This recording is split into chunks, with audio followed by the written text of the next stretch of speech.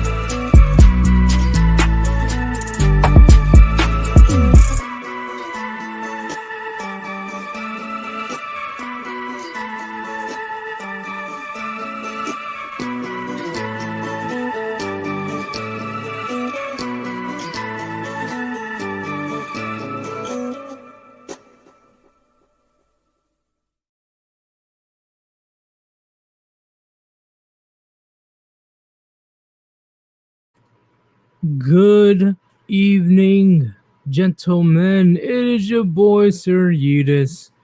Welcome to today's stream. And happy Friday. I know that a lot of you guys probably went through a lot of bullshit today, but now it's the weekend and you guys able to get your drink on and have a great time. You know, I'm sure that your team is probably in the playoffs in the NFL.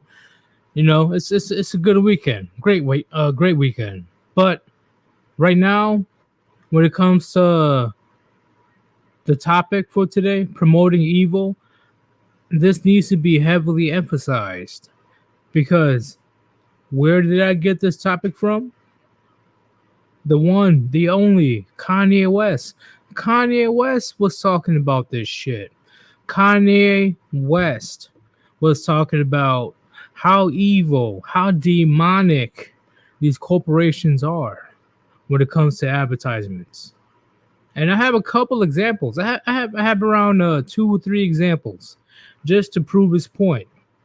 Because yes, I agree with Kanye West a million percent. These motherfuckers are evil. Evil. So we are going to get right to it.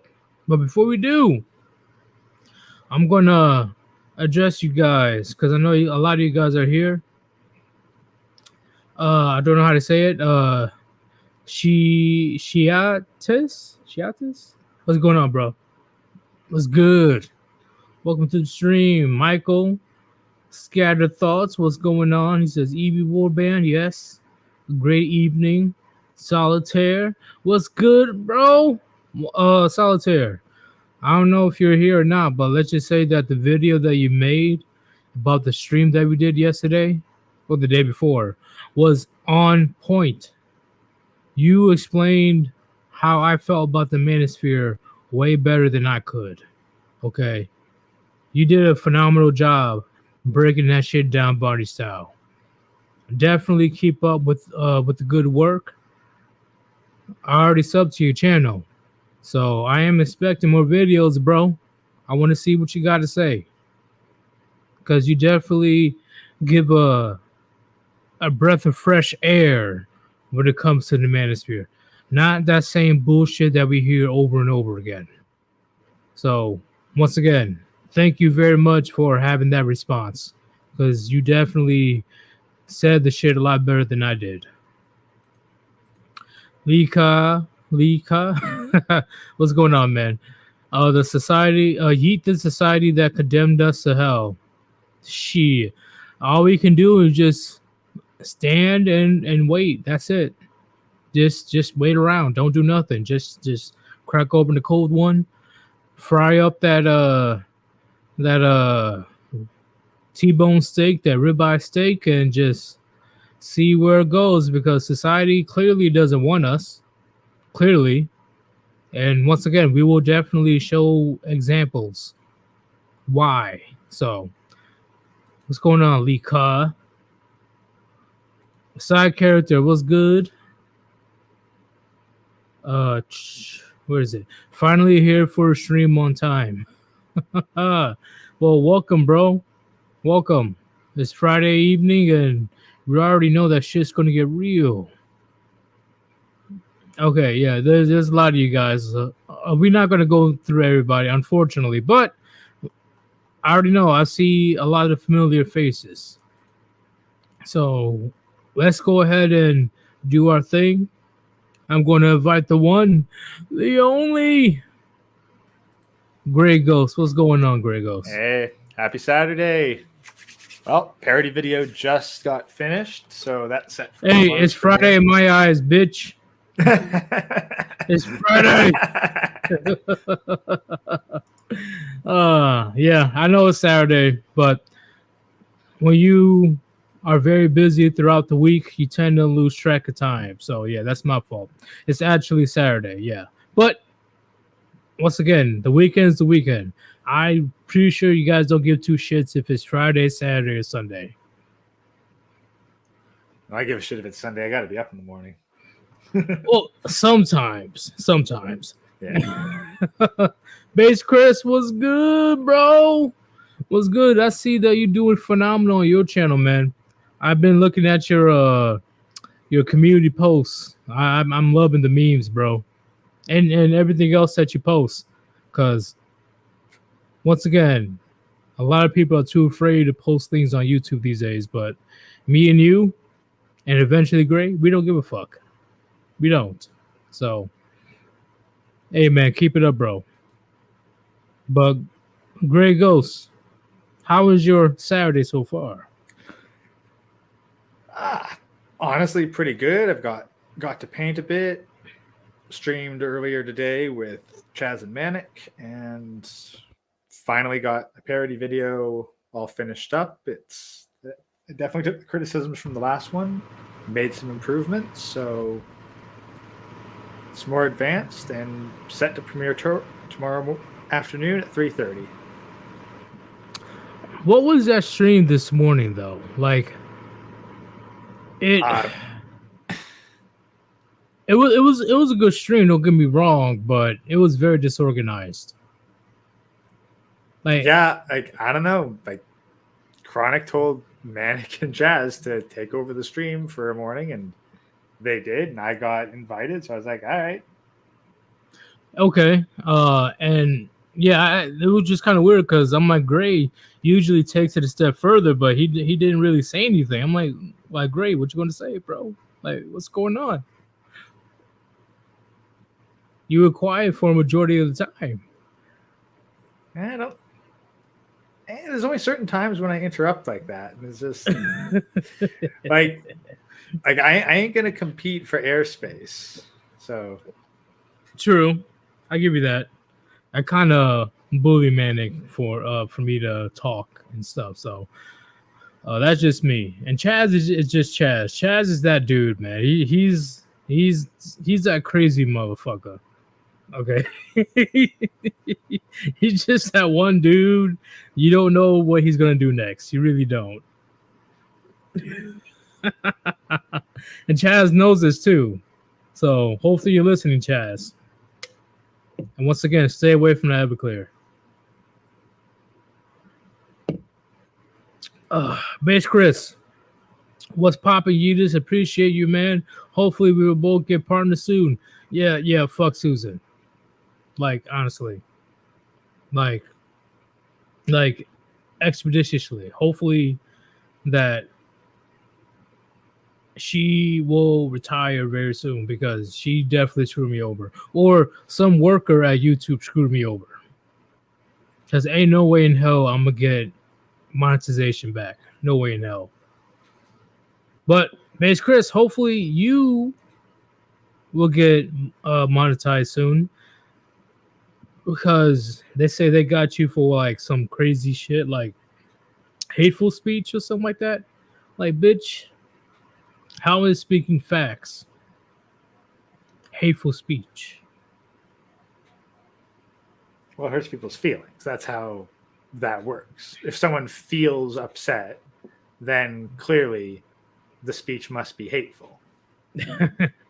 It's all about how they feel. That's all it is at the end of the day, gentlemen. It's not about what you say, but how you say it. No, it's not Or about who it's not says even- it. Yeah, it's about who says it and how certain people feel about what is said. Because I guarantee you. So, for example, Derek Jackson, a known serial cheater. He cheated on his wife on multiple occasions with Instagram thoughts. Got divorced from his wife. He is still selling out his seminars to this day. Because he is built like a Tyrone. That's all you need to know, gentlemen. If you're Chad, Tyrone, Enrique, Muhammad, whoever it is, as long as you have the genetics of a Greek god, bitches don't give a fuck. So, do you think that if Andrew Tate had the physique of Henry Cavill, then he'd be able to get away with this? Well, Andrew Tate is fit, right? Yeah. I would say yes. Yes. And his younger brother is even bigger than him. What's his name? Tristan Tate. He's built like a fucking tank. It's like, here's the thing. Now, admittedly, my knowledge of Derek Jackson stuff is minimal.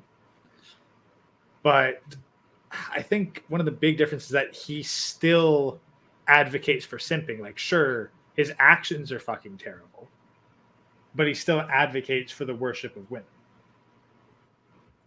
Yeah, that's how he makes his coins, his shekels. But that's the thing. Like, it doesn't matter if he's a cheater, not just because of the physique, because you can still have good Chad Roan features, but it's the message you're promoting.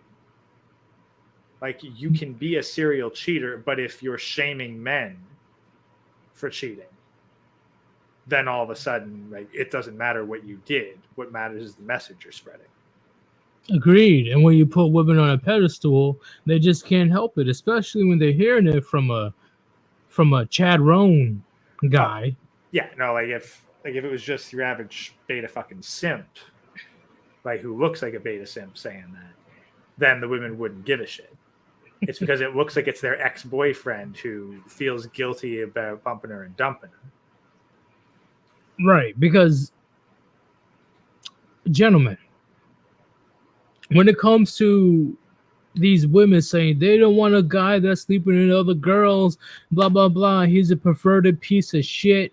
Fuck that dog dog and heat, disgusting goddamn cheater. He's a worse than trash if he steps out on his marriage. He did it on multiple occasions. It's been caught in 4K. He stepped out on his marriage and fucked a shit ton of Instagram models. But still, at the end of the day, he is selling out seminars to this day. So that's why we kind of say don't believe these bitches when it comes to, oh, a real man does this, a real man does that. I don't like this, I don't like that. What a woman says and what she does are two separate entities. Just if you still decide to mess with Western women or women in general, just know that. Just know that. What she says and what she does are two separate things. And if you don't know that by now, then you are a lost cause. You're a lost cause. And what I mean by that is, if you're a person of value as a man, or if you have supreme genetics, you don't follow the same rules as that fat fuck that works at goddamn Taco Bell. It is what it is. She will make all the rules for this 5'4", 170-pound dude, but she would throw all the rules away for the 6'6", 240-pound goddamn Greek god. Am I wrong, Gray? No, when it comes to like the short-term relationship stuff, sure. But that's the thing, like that applies to the dating. Yeah, just dating. That's it. Like what? Just the dating. Once the ring's on her finger, or if the fucking 7'7" Greek god starts acting like a fucking simp, like acting like the fucking 5'4" Taco Bell dude, she'll respond to that too. Like it isn't just looks. Like if you get a fucking sick, like if you get a fucking you talking about the manager? No, I'm talking like if you get a big burly Chad Tyrone lookalike, but he acts like a fucking simp, he's gonna get treated like garbage.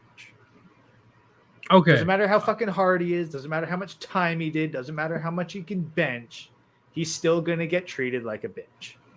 Right. I agree with that.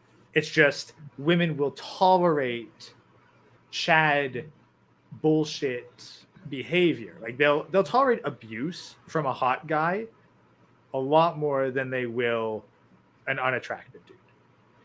Right. If she doesn't just want to fuck, and Chad Roan is working at Taco Bell, and she would treat you no different than the typical simp. Well, that's the thing. Like Chad Roan can be working at fucking Taco Bell, and she'll buy him fucking meals and look after him, so long as he acts the way that fulfills her fantasies. But if also he acts, 50 Shades of Grey, you know what I'm saying? Yeah, precisely. Like how much money a dude has, that matters a little bit, but keep in mind, these women will fucking bend over backwards for a dude with zero job prospects and will absolutely shell out for a bum and a swindler. They'll do that if he makes them feel good, and that's a combination of looks and attitude. But if he has the looks but not the attitude, then the illusion's going to pop pretty fast. I agree. I agree 1,000,000%. And Base Chris says, "Do you got Discord, Udis?" Yes, of course I got Discord. Who doesn't have Discord? You know what I'm saying? But yeah, uh just let me know. Do you have email or something like that? I'll give you my Discord, or I'll just post it on this chat or whatever. Whatever happens. But let's go ahead and start the actual topic for today. The topic today is promoting evil. Chat. The shit that's going on in 2023 is fucking disgusting when it comes to advertisement, in my opinion. Because they are really pushing so fucking hard to say that being a fat, fucking disgusting piece of shit is a good thing. What do you have to say about that, Gray? Well, they're pushing that a lot, but even so, they're generally pushing weakness. Like if we look at the latest Scooby-Doo show, right? The Velma show, you know? Like look at this Norval character, you know, Black Shaggy. Like that's your fucking icon. Like here's the thing. Like if you discount Samuel L. Jackson, what strong black male characters have you seen in film in the past decade? The only one that I can think of, in my opinion, is Black Panther. That's it. The one that passed away from cancer, unfortunately. And even then, did he really get treated with respect by his people? By his women? Really? I'm about to say no. Yeah, because I'm sorry, you can't tell me that you're a king that commands respect when one of your women is outright mocking your shoes. Right. Yeah, I agree. I agree. Wait. Somebody said, oh, Solitaire, what's good, bro? Once again, since you're here, Solitaire, good job on the recent video that you made about the live stream that me and Gray did yesterday or the day before. No, here's good the thing. job, bro. I'm seeing a bunch of actors in chat. No, guys, characters. Not the actors who portrayed them, the characters in the past decade. Yeah, we need characters. Okay, so what about Creed? What about who Apollo Creed's son? I think it was Apollo Creed's son. Past decade. Well, maybe it was. I think it was. Yeah. Like a Creed 1 and 2. That and once again, I don't think that he was respected per se.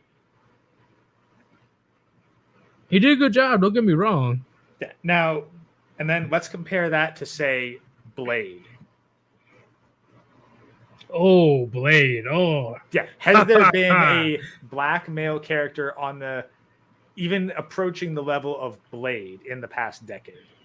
No movie, no TV show, nothing within the last 10 years will compare to Blade. Yeah. Like man, that's the point. Like, it's far more common to see a black male character like Norval. You know, your fucking typical lanky ass, doe-eyed simp, than it is to see a fucking masculine stoic dude. Did you watch Black Panther? I did not.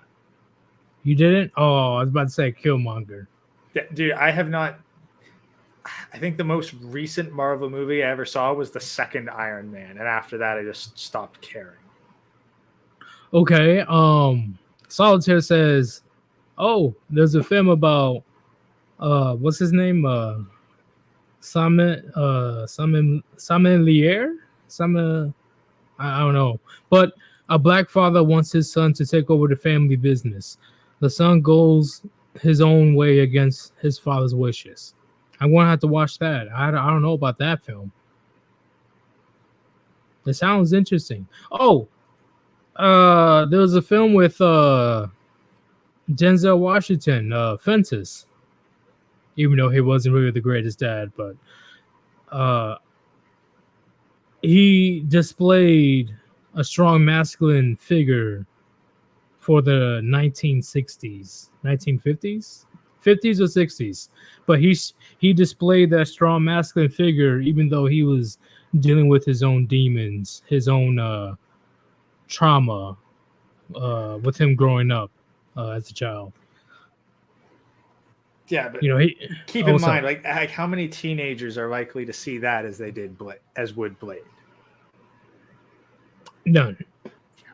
Like there's it's also a difference in who it's presented to. Like, we talk about the promoting evil stuff. I'm trying to make the case here that just the weakness in men being portrayed in modern media, like it's continuing to escalate and just normalize incredible amounts of weakness. See, I should have brought that as a fucking example. That's my fault. I feel like a fucking idiot because how they treated Shaggy and once again, I didn't see the show. I only saw clips. How they treated Shaggy and Fred in this new Velma TV series is fucking. I can't even. Wow. They're really trying to display how stupid and dumb and helpless men are. Like, it kind of pissed me off to the point where I'm like, okay, so they're truly trying to destroy traditional masculinity or just masculinity in general. They're really trying their best to warp the word masculinity altogether to fit their image. Like there's literally no fucking way in hell that somebody like Fred or Shaggy or whatever it is that stupid, that dumb, that helpless, that naive, etc. No. Because once again, unless you're a trust fund baby, men, we have to figure shit out or we're fucked. So the fact that Fred and Shaggy made it to adulthood is almost impossible for them to be that stupid. Here's the thing. They're not even adults because they're all in high school. Oh, okay. 16, 17-year-olds. Yeah, which is the other thing because they're with everyone underage, Daphne and Velma having a lesbian relationship is sexualizing minors. Wait, what in the fuck? Wait. What? At the very least, like there's kissing, but it's like. Wait. Who has a relationship? Daphne and Velma. Oh, what the fuck?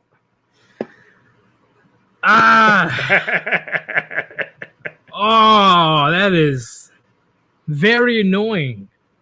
I know the show's gonna fail. I already know it's gonna fail, but I hope that show fails so goddamn hard. It's failing so hard it gets a second season. It gets a second season. Okay. No, legit, it's actually getting a second season. No, it better not, because it is confirmed. Motherfucker. God damn it. Who's watching it? Okay, I know who's watching the shit, but god damn it, this show sucks. I only watch clips. I didn't even watch entire episodes. I ain't even seen clips. I've just seen the stills with some subtitles. Oh, bro. So, just based on at least the Velma show itself, it's a complete attack on just masculinity as a whole. Would you agree? Oh, yeah. Yeah, no, it is made with downright contempt for men. I'm gonna, I know this is Gray's phrase, but I'm gonna take it a step further. Never in history, in my opinion, things went as far as what's going on today when it comes to women running amok. When it comes to this feminism ideals running amok. Nobody seen this much fuckery in the history of humanity. Nobody. At least not on this scale. Like, if there was this level of fuckery, the scale wasn't near this large. I mean, Caligula got up to some creepy fucking shit. That was basically just him and, like, his fucking degenerate friends. It wasn't like 100% of the nation or 50% of the nation or whatever. I completely agree. And with the help of social media and the easy access to, TV and all that stuff, it just amplifies so much. And look where we at right now. And I don't need to explain where we at right now, chat. You know where society is in the West. Everything is just nothing but chaos right now. And what's going on right now, especially with all these alphabet communities or these feminists literally forcing their children to castrate themselves. Just imagine the amount of eating that's going to happen within the next 10 to 20 years. Well, even as was pointed out on Hammerhand's latest stream video, as soon as the supply lines for all these drugs stop, like, a bunch of these people, like, if they're post-op, they need constant antibiotics to prevent infection. Agreed. I like that pretty much proves my point even more. Gentlemen, please do your best. If you want kids, that's a big if you want kids or you currently have kids, do your best. Do your best to be in their lives as much as possible and keep your kids away from that fucking harpy if she wants to try to divorce you or leave you. Because they're currently treating children as a fucking prop doll. Like literally a bunch of grown children. But a bunch of grown children that they believe that they can treat another human as a goddamn doll. It's disgusting and fucking evil.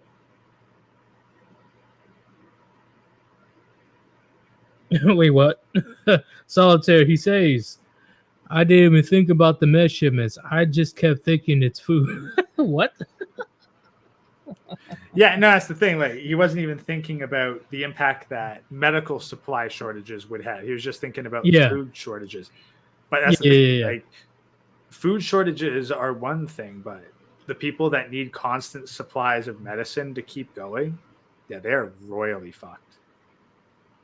And then they're going to regret hardcore that they went through the transition, or they're going to severely despise their parents if to make them. Oh, what's up? If they even get time to, that's the thing. It's not going to necessarily be like, oh wow, I hate them for absolutely everything. Because keep in mind, these people are fucking miserable, and they are taught to direct their hate towards like literally everybody but the people responsible for putting them in that situation.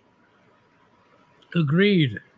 And once again, gentlemen, there's a lot of victims out there that were children, that were coerced, that were manipulated to go through this process.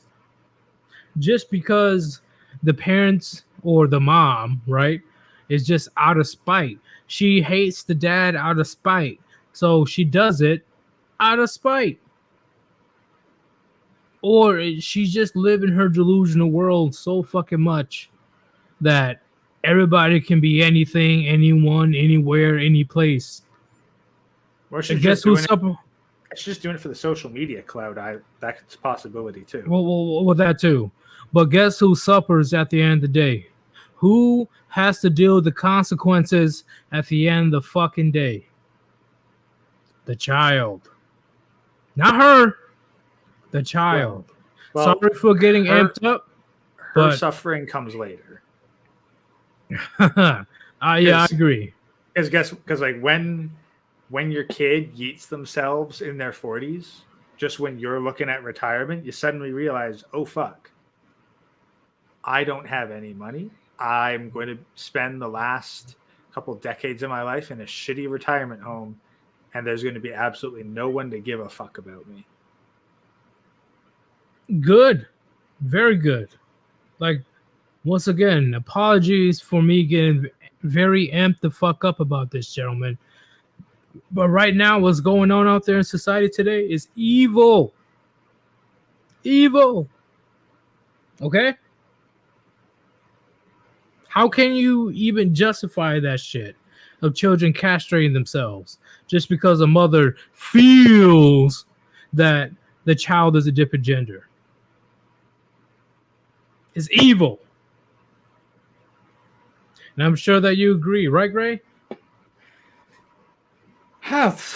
Honestly, yeah, like in the objective sense, about as objective as it can be, because I can't think of Just objective. anyone. That's the thing. I can't think of anyone who benefits from it. No one does. Well, except for the mother because of her delusional fucking nonsense. That's the thing. She gets temporary clout, but that's basically just she gets her 5 minutes of fame. And then, because guess what? Like that child that transitioned or whatever, if those medications are still expensive as fuck. Like it isn't like, dressing up your kid in a dress for a week and taking some photos. Like if you're on the hook for the fucking hormone pills for years, and that's assuming that you didn't go for the post-op, in which case you're on the hook for the antibiotics as well. I agree. Unless she's rich herself, she won't be able to keep up with these,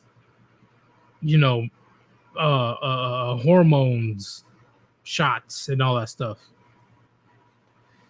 I completely agree. But once again, they're like, she for years will revel in the fact that, oh yeah, look at my daughter/son.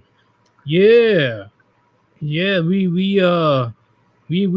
did a big old procedure on my child that doesn't even know what the fuck 3 times 3 is, but we did it anyway because I believe that my son is a daughter now.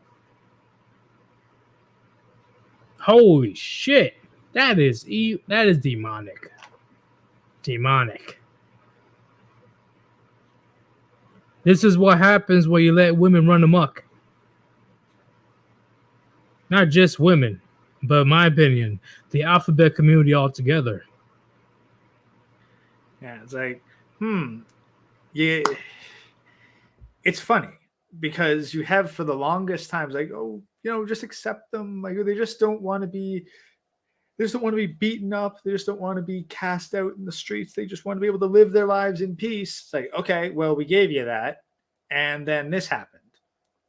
So, yeah, we're as soon as you guys fall out of political favor, you guys ain't going to just get to go back to living quietly. Y'all are going to have to drive yourselves fucking underground because those of you that don't are going to take a long trip off a short roof. Exactly. I completely agree, man.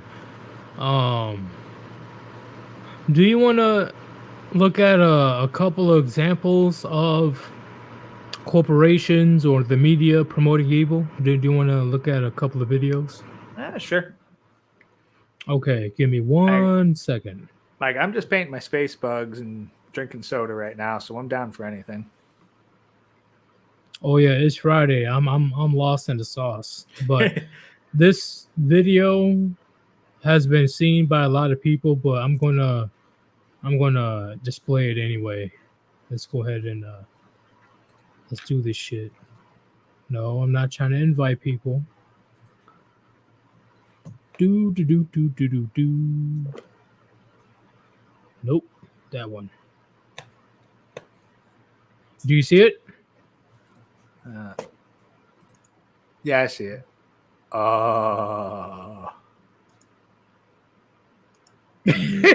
Why'd you say it like that? Because I see it.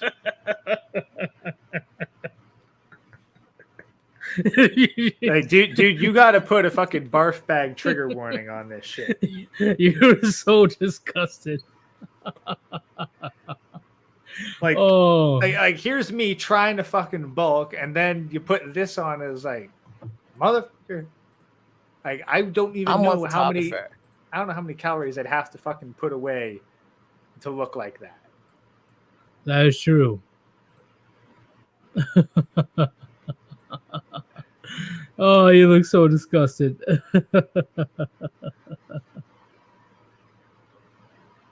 I'm sorry. This is the first time I've heard somebody like, ugh. Well, that's the thing. Like, now, here's my second thing. Now I'm also realizing, wait, that's a dude. Yes, unfortunately, that's a dude. That's the thing. From the fucking tits, I just thought it was a fat chick. But let's go ahead and begin, and we're gonna break down this almost 4-minute video.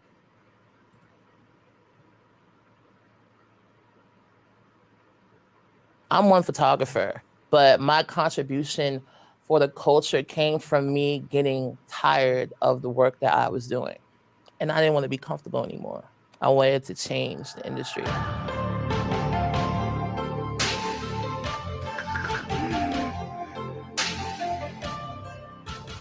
One thing that always stuck with me working in the fashion industry is we're always selling a fantasy. I got to a point in my own journey as a person, I had to start asking those questions. Well, whose fantasy are we selling? Once I started doing those exploratory questions, I started to think, like, why aren't we seeing a more diverse group of men in media, especially in fashion? I decided to open a conversation and create the Everyman Project. The Everyman Project is a body positivity initiative that encourages body diversity in the fashion. All right, what do you think about that so far? As someone who spent years studying photography, I learned to hate the phrase starting a conversation. You don't start a conversation by making a photo or a video or a piece of media, because you can't have a conversation with someone when you are delivering a one-way message. But that is what these people constantly call a conversation, as though there was back and forth and room for both sides. No, these people say they're starting a conversation, but really they are just presenting their side with no opportunity for criticism or feedback. I completely agree. There's no dispute there. Like, conversation my ass. Here's the thing. It's like, whose fantasy? Yeah, guess what? Fat people don't fantasize about being fat. That's not their fucking dream. That's like rich people don't fantasize about taking the fucking bus. They don't dream about having to fucking coupon clip and budget their fucking checkbooks. Just like fat people don't fantasize about going,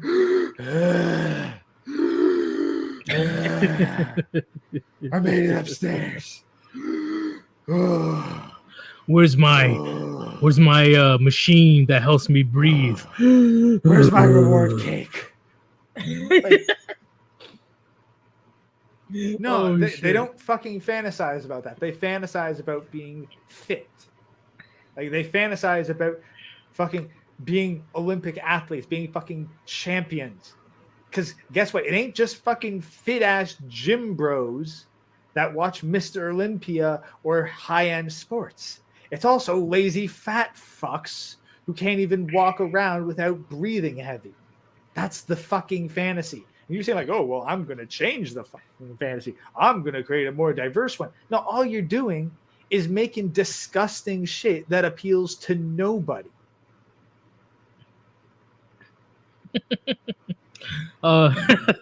Doctor says, first time I heard Grey Ghost flip out.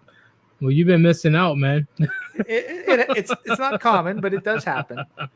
Like, that's the thing. It's like, I got personal fucking history with this. Like, as soon as he said it was a photographer, it's like, oh, shit. Now it's personal. It'd be like if you brought a biologist on, and one of the first things was like, well, I'm a biologist, and Chronic was in the stream. Like, soon as you start, like, you're entering my fucking domain here. This is my world. Yeah, like that's the thing. Like, it would be like if a fucking someone came on and said, like, yeah, I'm a drill sergeant, and then they started talking about the benefits of obese soldiers. Yeah, I'm gonna have to choke the fuck out of that dude. No. That ain't how it works. Yeah, so that's the thing. So when people ask, like, well, great, why don't you work in the professional photography industry? I'd point to this big, this is the professional photography industry. That's why I don't work in it. Damn. Well, I don't know when you left that industry, but it's definitely gotten a lot worse. Yeah, like I did the fucking commercial shit. My biggest complaint was that you constantly had to fucking headhunt and rub shoulders with people. Like, it's very much a connections-based industry. Like, it's less what you know and more who you know and who you can get work from. But that is true, but let's go ahead and continue this video because it gets better. It does. yeah. There's a reason why I chose this video. Yeah, well, it ain't even 4 minutes, so and actually all industries in the entertainment sector, as well as dispelling toxic masculinity and really redefining what it means to be a man. What? Being a man means being strong. Being strong in that sense means being stoic, means being emotionless, and that's not real. We are all complex beings, no matter where you are on the gender spectrum, and to be forced into that way of living, like it's destructive. And okay, no, okay. Whoa. Okay. No. Look, dude, just because you can't get through a Hallmark movie without breaking down in tears doesn't mean that's normal. I'm sorry. I'm just going to continue. It's just too funny. I'm sorry. Yeah. No, it's just like, dude, just because I'd get more blood out of a stone than fucking testosterone out of you does not mean that you are normal. You are the abnormality. I can tell because you are not basing this on any sort of objective standard. You're saying, hey, I cry like a bitch for no fucking reason. Therefore, men in general must cry like a bitch for no fucking reason. Right. And he literally just say that masculinity, or in his words, in the traditional sense, is destructive. What? Are you serious? Yeah, dude, you are a photographer. You primarily need to work with women, children, and emotional men. Like, you've probably never met a fucking stoic dude in your life, let alone had a conversation with him. Yeah, this guy literally, or I wouldn't call him guy. I don't even know what this person is, but look, you clearly have no idea. They're above 18, and I'm pretty sure they got an XY chromosome, so technically they are a man. Technically, yeah, but these days with all the crazy hormones and all that shit, and look, they got the fucking genetics. technically they're a man. All I'm saying is, what is a woman? Like, that's the thing. If I'm gonna, I gotta be fair about this. Look, I might not be happy to include this person in the same category as I would myself, but I do have to be objective about it. And that's what separates me from the fucking lefty lunatics who want to disqualify people based on their personal fucking tastes. But that's what's fucked up about society today, you know? Even being objective, you don't really truly know who this person is. You know, unless this person shows you a birth certificate.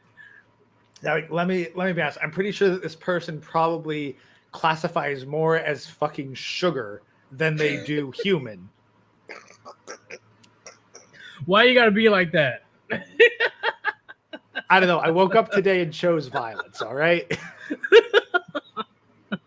Classify more than sugar. I'm sorry, y'all. I'm just in a good mood today. Let's go ahead and listen to this craziness. So, with the Everyman Project, that men can be vulnerable, that men can have feelings, that men can cry. So it's okay to be weak and to be able to show that. I think there's okay. No. Okay, look, you know what? Here's the thing. I am in agreement that yes, men can be weak, men can cry, and you know what? I've fucking seen that all the time because there's all these fucking stoic badass men, and they'll cry the manly fucking tears when they're fucking overjoyed at something that they really don't know how to properly express it, or there's such tragedy that they're holding their stoic face and just a couple tears fucking come down. Like, you know, crying manly tears, that's been a thing. Like, it's always been a thing. It's just that this guy wants men to cry more easily, more vulnerably. Again, it doesn't... It's like that one fucking chick that was like, well, I'm the first female action superhero because I played Katniss in the Hunger Games. It's like, what the ever-loving fuck? They like to fucking think, oh, I'm the first that really allowed men to be vulnerable. Yeah, as though there has never been a piece of media that has shown men being vulnerable and emotional ever. I mean, for fuck's sakes, like some of the best moments in cinematography history were of men showing vulnerability and emotion. Like, I don't know how many of y'all have freaking the fuck out, like such as PTSD from war, or just like the only time that men are allowed to show any type of emotions usually is from trauma, like major trauma on cinema.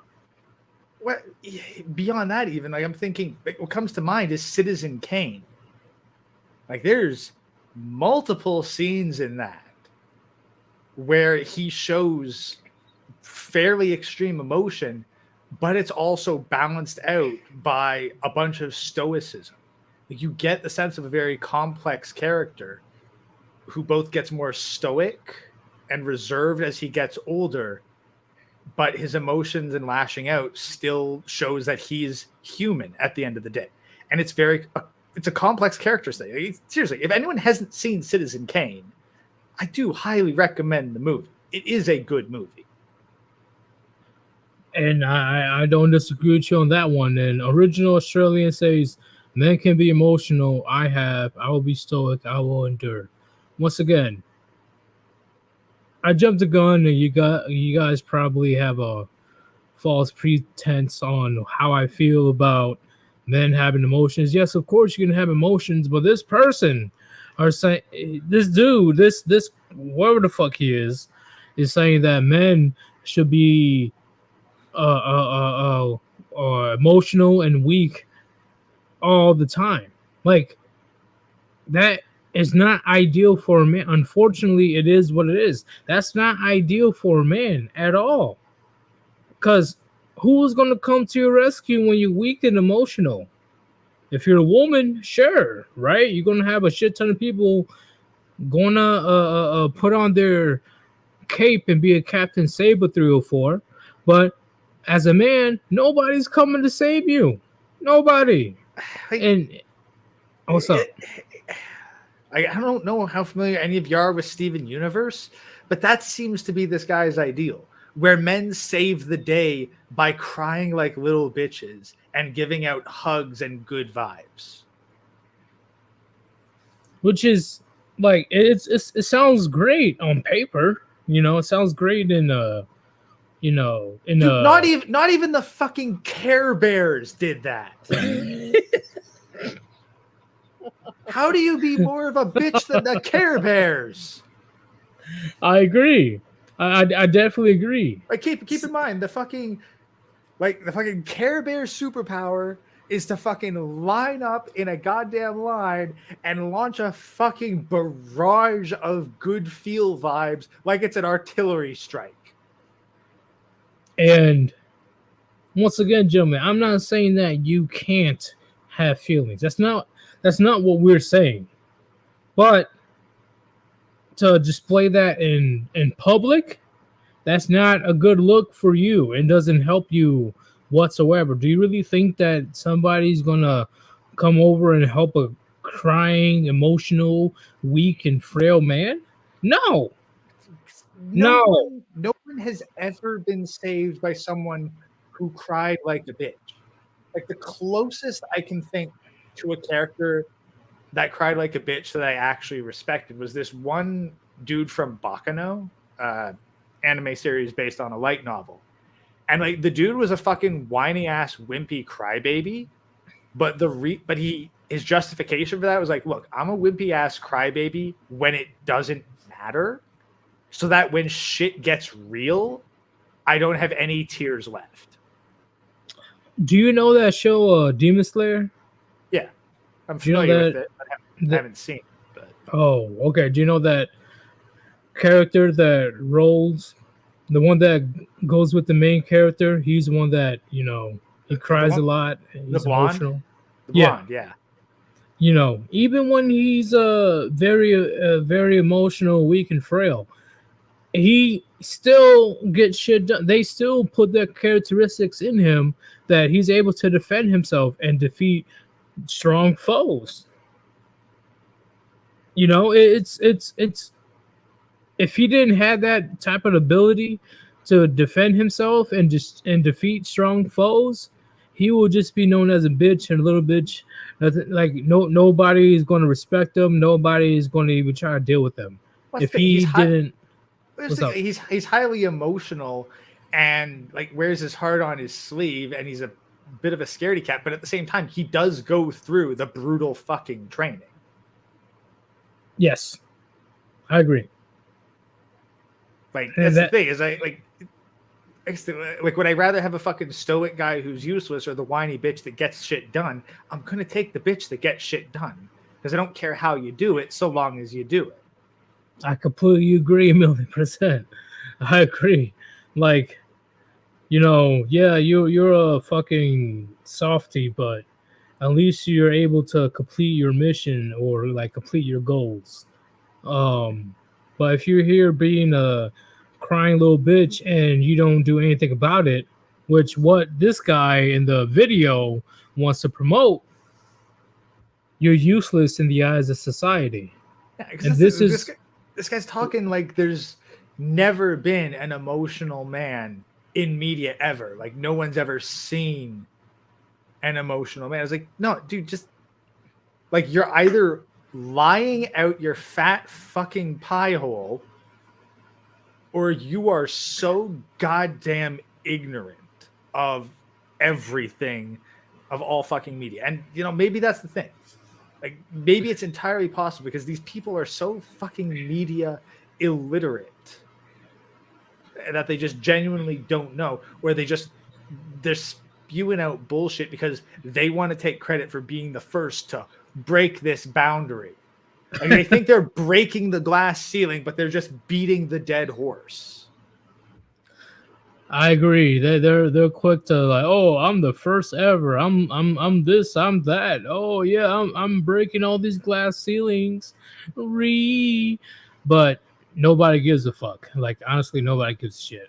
Personally, like if you're able to do something significant like cure cancer or send us to Pluto or whatever it is, okay, then we'll take notice. But if it's something as small as this fashion shit and you want men to be weak, nobody gives a fuck. But companies, corporations want to promote this shit, And here's the which thing, is why I say it's demonic. like look at what else is doing. It was like, this is not okay. Like, as much as I don't want to see the images again, I'm pretty sure everyone's got them burned into their brains, even from the couple seconds we saw them. But think about those images. In what fucking context do you think like, oh yeah, that's what I want to imagine as my fantasy? Fat Well- orgies. That's all it is. Okay. Fucking obese orgies. These are not the fantasies of men who get shit done. These are the fantasies of hedonistic deviants who just seek self-gratification. I didn't want to think about that, but I definitely agree. Ugh. Yeah, no one. Yeah, that's the thing. We don't want to think about that because we got things in our lives that matter more than fucking sex. I agree. And Frost says they tried to say Black Panther was the first black superhero ever. I guess everybody forgot about Blade. I think Blade was the first Marvel movie ever. Blade was the no. There was Marvel-based superhero movies way before that. well, at least first black Marvel movie. Yeah, so I agree with Frost.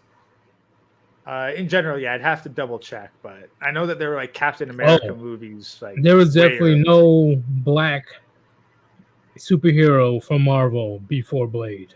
I can definitely vouch for that. And Blade was fucking Blade 1, 2, and 3. Woo! Amazing. I enjoyed every single. Gentlemen, I'm telling you right now, Blade, he gave no fucks. He didn't give a fuck who he's talking to, a man or woman or child or whoever it is. He's trying to complete his mission, and whoever get in his way, he doesn't care if you're a enemy or foe or friendly. He will tell you what's up, but they don't show that in the media anymore. They don't. You know, because do you know how many SJW warriors, any fucking feminists, do you know how much rage will go through them if they show Blade today? Woo! It will be very bad. Yeah, it's like, what's the plot of Blade 1? Oh yeah, you got a fucking you got a fucking bastard child born to a single mother whose ultimate revenge culminates in killing said single mother and her white boy toy. That's true. And Good says Static Shock. I think that was after Blade. Yes, that was after Blade. And keep in mind, Static Shock's DC, Blade is Marvel. Yeah. But Static Shock, hey, I love that. Bro, I watched that show every goddamn fucking Saturday. That was my shit. I love Static Shock. Yeah. So Like, honestly, Static Shock and Batman Beyond, like both of those were really good shit for that era. They even had a crossover episode, which was pretty nice. Batman Beyond, that show. Gentlemen, if you haven't heard, well, I'm sure most of you guys heard, but if you haven't watched Batman Beyond, please do your best to look up on YouTube, watch some scenes and stuff, and you will see why I'm still kind of pissed off that they didn't make a Batman Beyond movie yet. No, I think okay, like live action movie, no. But technically, Return of the Joker, I think, was the movie that culminated in as like the series finale. Well, Batman Beyond was in there. Yeah, Batman Beyond, Return of the Joker. Well, when was this movie? It was a long time ago. Like it was animated, but it was basically the finale to all of it. Like it was meant to be like after you watched all the animated episodes, like this was it was the finale, and then the crossover between him and Static Shock happens chronologically a while afterwards. Well, damn. See, what kind of pissed me off, and believe me, it's a long time ago, so I don't remember everything. Did they show Nightwing or Red Hood in Batman Beyond? Because that's the thing. Like, I don't want to still be fighting, right? It's like, I'm not entirely sure. Like, this way, they keep in mind. Barbara Gordon, Batgirl, like she retired from being Batgirl and is like the fucking cheat like commissioner at that point. Like she's fucking old. Right. So like Nightwing, his costume is there. I don't remember if he makes an appearance. Oh, so they're probably retired too. Like that's the thing. Like, yeah, like Batman, Robin, a lot of them are retired. Red Hood, I don't think he's even mentioned at that point. What about because I know Batman had like 5 children. I think around 5 kids. Okay, keep in mind Damian Wayne was not a thing. What about the youngest one? Okay, that is major spoilers for the Batman movie, so I ain't saying shit on it. Whoa, he's been brought up in other movies, like. Okay, no, sorry, like, well, you, chat, do not fucking spoil this. Tim Drake features in that movie, so Yeetus, if you want to know what happened, you gotta watch the fucking Batman Beyond movie, Return of the Joker. Okay. Oh yeah, I definitely agree. I'll definitely watch that shit.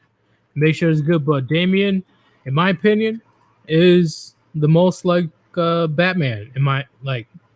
Damian is literally a mirror. He takes all the Batman's characteristics because I think Damian also went through the League of Shadows. Yeah, like he's the son of He's the son of Bruce Wayne and Talia al Ghul. Personally, the very premise for Damian discouraged me, and I was basically tuned out of comics by the time Damian Wayne made an appearance. So, don't know, don't care. I don't blame Batman for having some certain feelings towards Damian because he didn't even want, or he didn't even know he was having a kid, right? Because he was drugged, I think it was, by the... Again, don't know, don't care. Well, what I'm saying is, like, Batman was drugged to conceive Damian. Yeah. Again, it was League of Shadows shit. Like, I know, Talia but al Ghul did him fucking dirty. So. Well, yeah, but I don't blame Batman for having certain feelings towards Damian, because it's like, bro, like I didn't even want you in the first place. Like, it wasn't even my choice. I got bamboozled. But I commend Batman for taking in his child that he didn't even want, and make sure that he was good. So I commend Batman for that. Cause I'd be like, who are you? Like, why are you in my house? Get the fuck out of here. That's just me. Like, who are you? Like, bitch. Oh, but you're my dad. I don't give a fuck. I don't give a fuck if I'm Jesus. Get out of my house.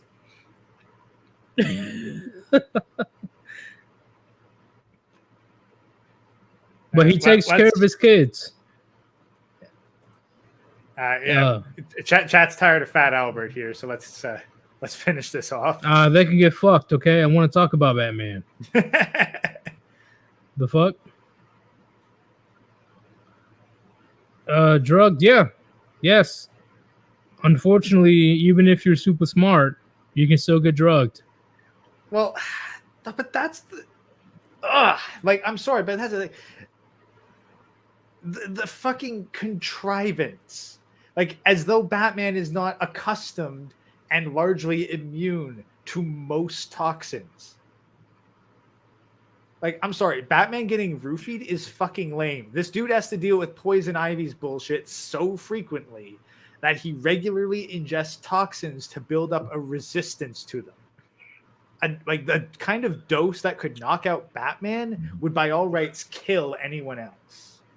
Isn't Batman the strongest human in DC? I gotta look that up again. Don't know. I wouldn't say that. Like you'd have to give a lot of asterisks for strongest non-chemically enhanced, because I'm pretty sure that Bane is a normal human. He's just hyped up on fucking super drugs. Okay, I'll give you that one. Yeah. The best, the strongest natty. Man. That's the thing. I don't even think he'd qualify as that for raw strength, because doesn't he's he not lift going like for- 1,000 pounds though? Like I thought he lifted a lot. He lifts as much as the plot says he can lift, but the muscle mass Isn't that that you the would point? need, yeah, but like the muscle mass that one would need to lift 1,000 pounds would restrict his mobility too much for it to be practical for all the agility he has to deal with.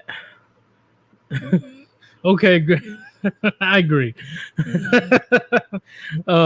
Solitaire, with the pain of him losing both of his parents right in front of him, I would say that he uses that as a source of strength, or he injects himself with a shit ton of PEDs, TRT, all that good shit.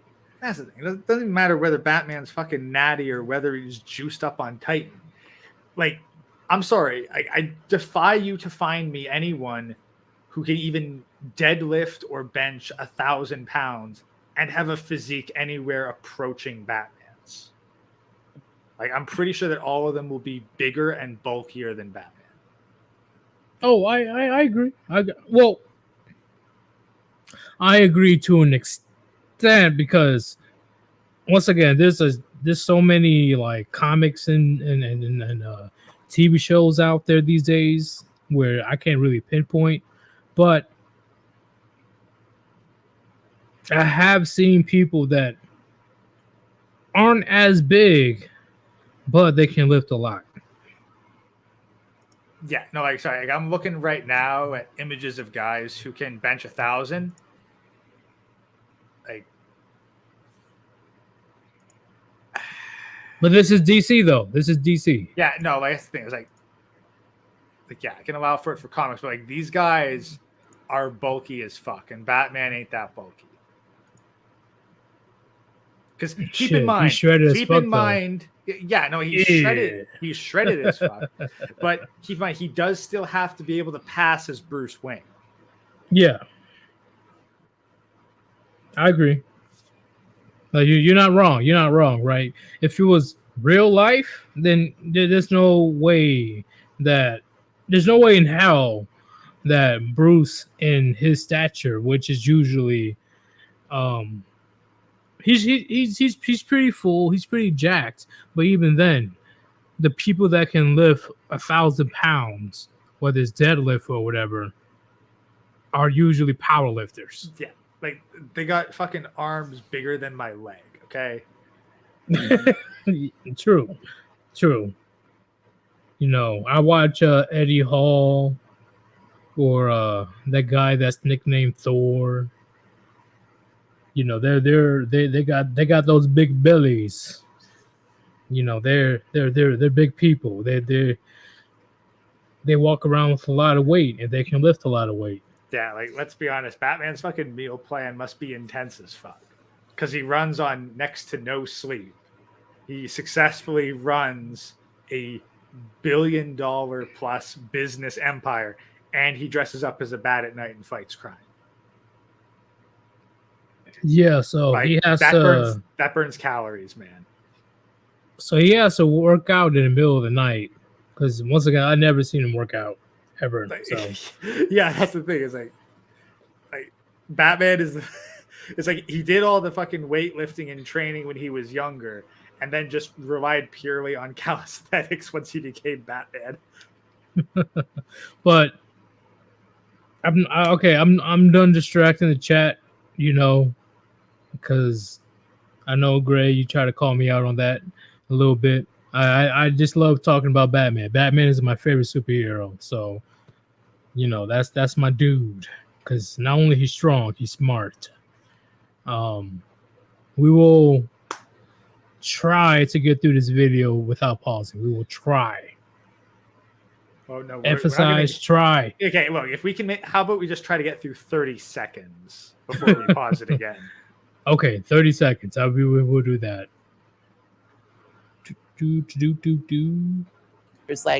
There's a real beauty in that, and there's something that's real about that, and that's something that people need to see. Growing up as a child, in terms of seeing myself in media and visuals and ads, like I never did, and even being queer, like I felt like that sums it up right there. What's up? People need to see it. Growing up, I didn't see myself. Like, yeah, because you're a fat, lazy fuck, and no one fantasizes about being you.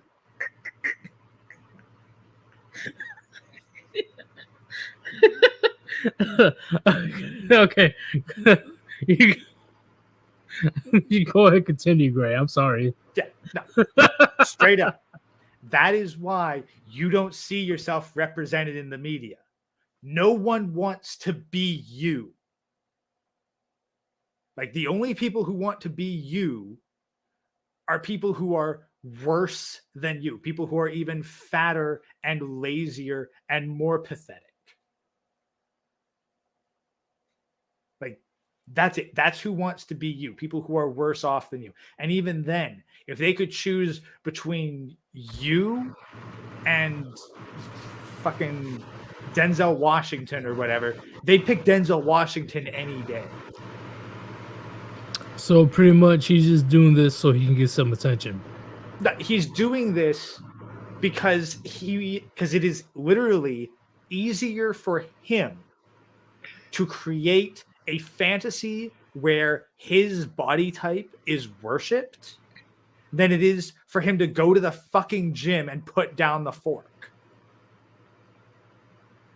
When you put it that way, I agree 1,000,000%. I agree. Gentlemen, this guy, he would much rather say, "Oh, I don't want to go to the gym. I don't want to eat salads. I want to be a fat fuck and everybody has to accept me or you're fat phobic." Yeah, like, it's easier to fucking call other people names and blame everybody else rather than just looking like, you know what? I'm a fat, miserable piece of shit that no one wants to be. No one dreams of being me. I am undesirable to everyone. And I want somebody right now in the chat, if you truly disagree with what we're saying, let us know so we can humble you. Because I still got a couple more examples to prove our point. That's the thing. It's like not even go to the gym, get up. Like that, no, just cut down on the fucking food. Yep, calories in, calories out. I guess like my fucking ass, like all I got to do to fucking not eat and lose weight is just have something else going on in my life that distracts me from eating. See, okay, here's a big thing, because once again, do you know the show 600 Pounds Life or something like that? I've probably seen clips of it. I've always wondered, I'm like, how do you afford all this food? Like, where do you get the money? You're not working. You're not working. So how are you affording all this food? That is a bloody good question. Because that's the thing. Like, I think it was funny when Chronic when this one boomer said, like, it's easier these days for people to be successful, like, the poorest people, the most fucking miserable, down and out, broke ass people can get fat as fuck. Like, it takes actual effort and success to be thin. It's easy to be fat.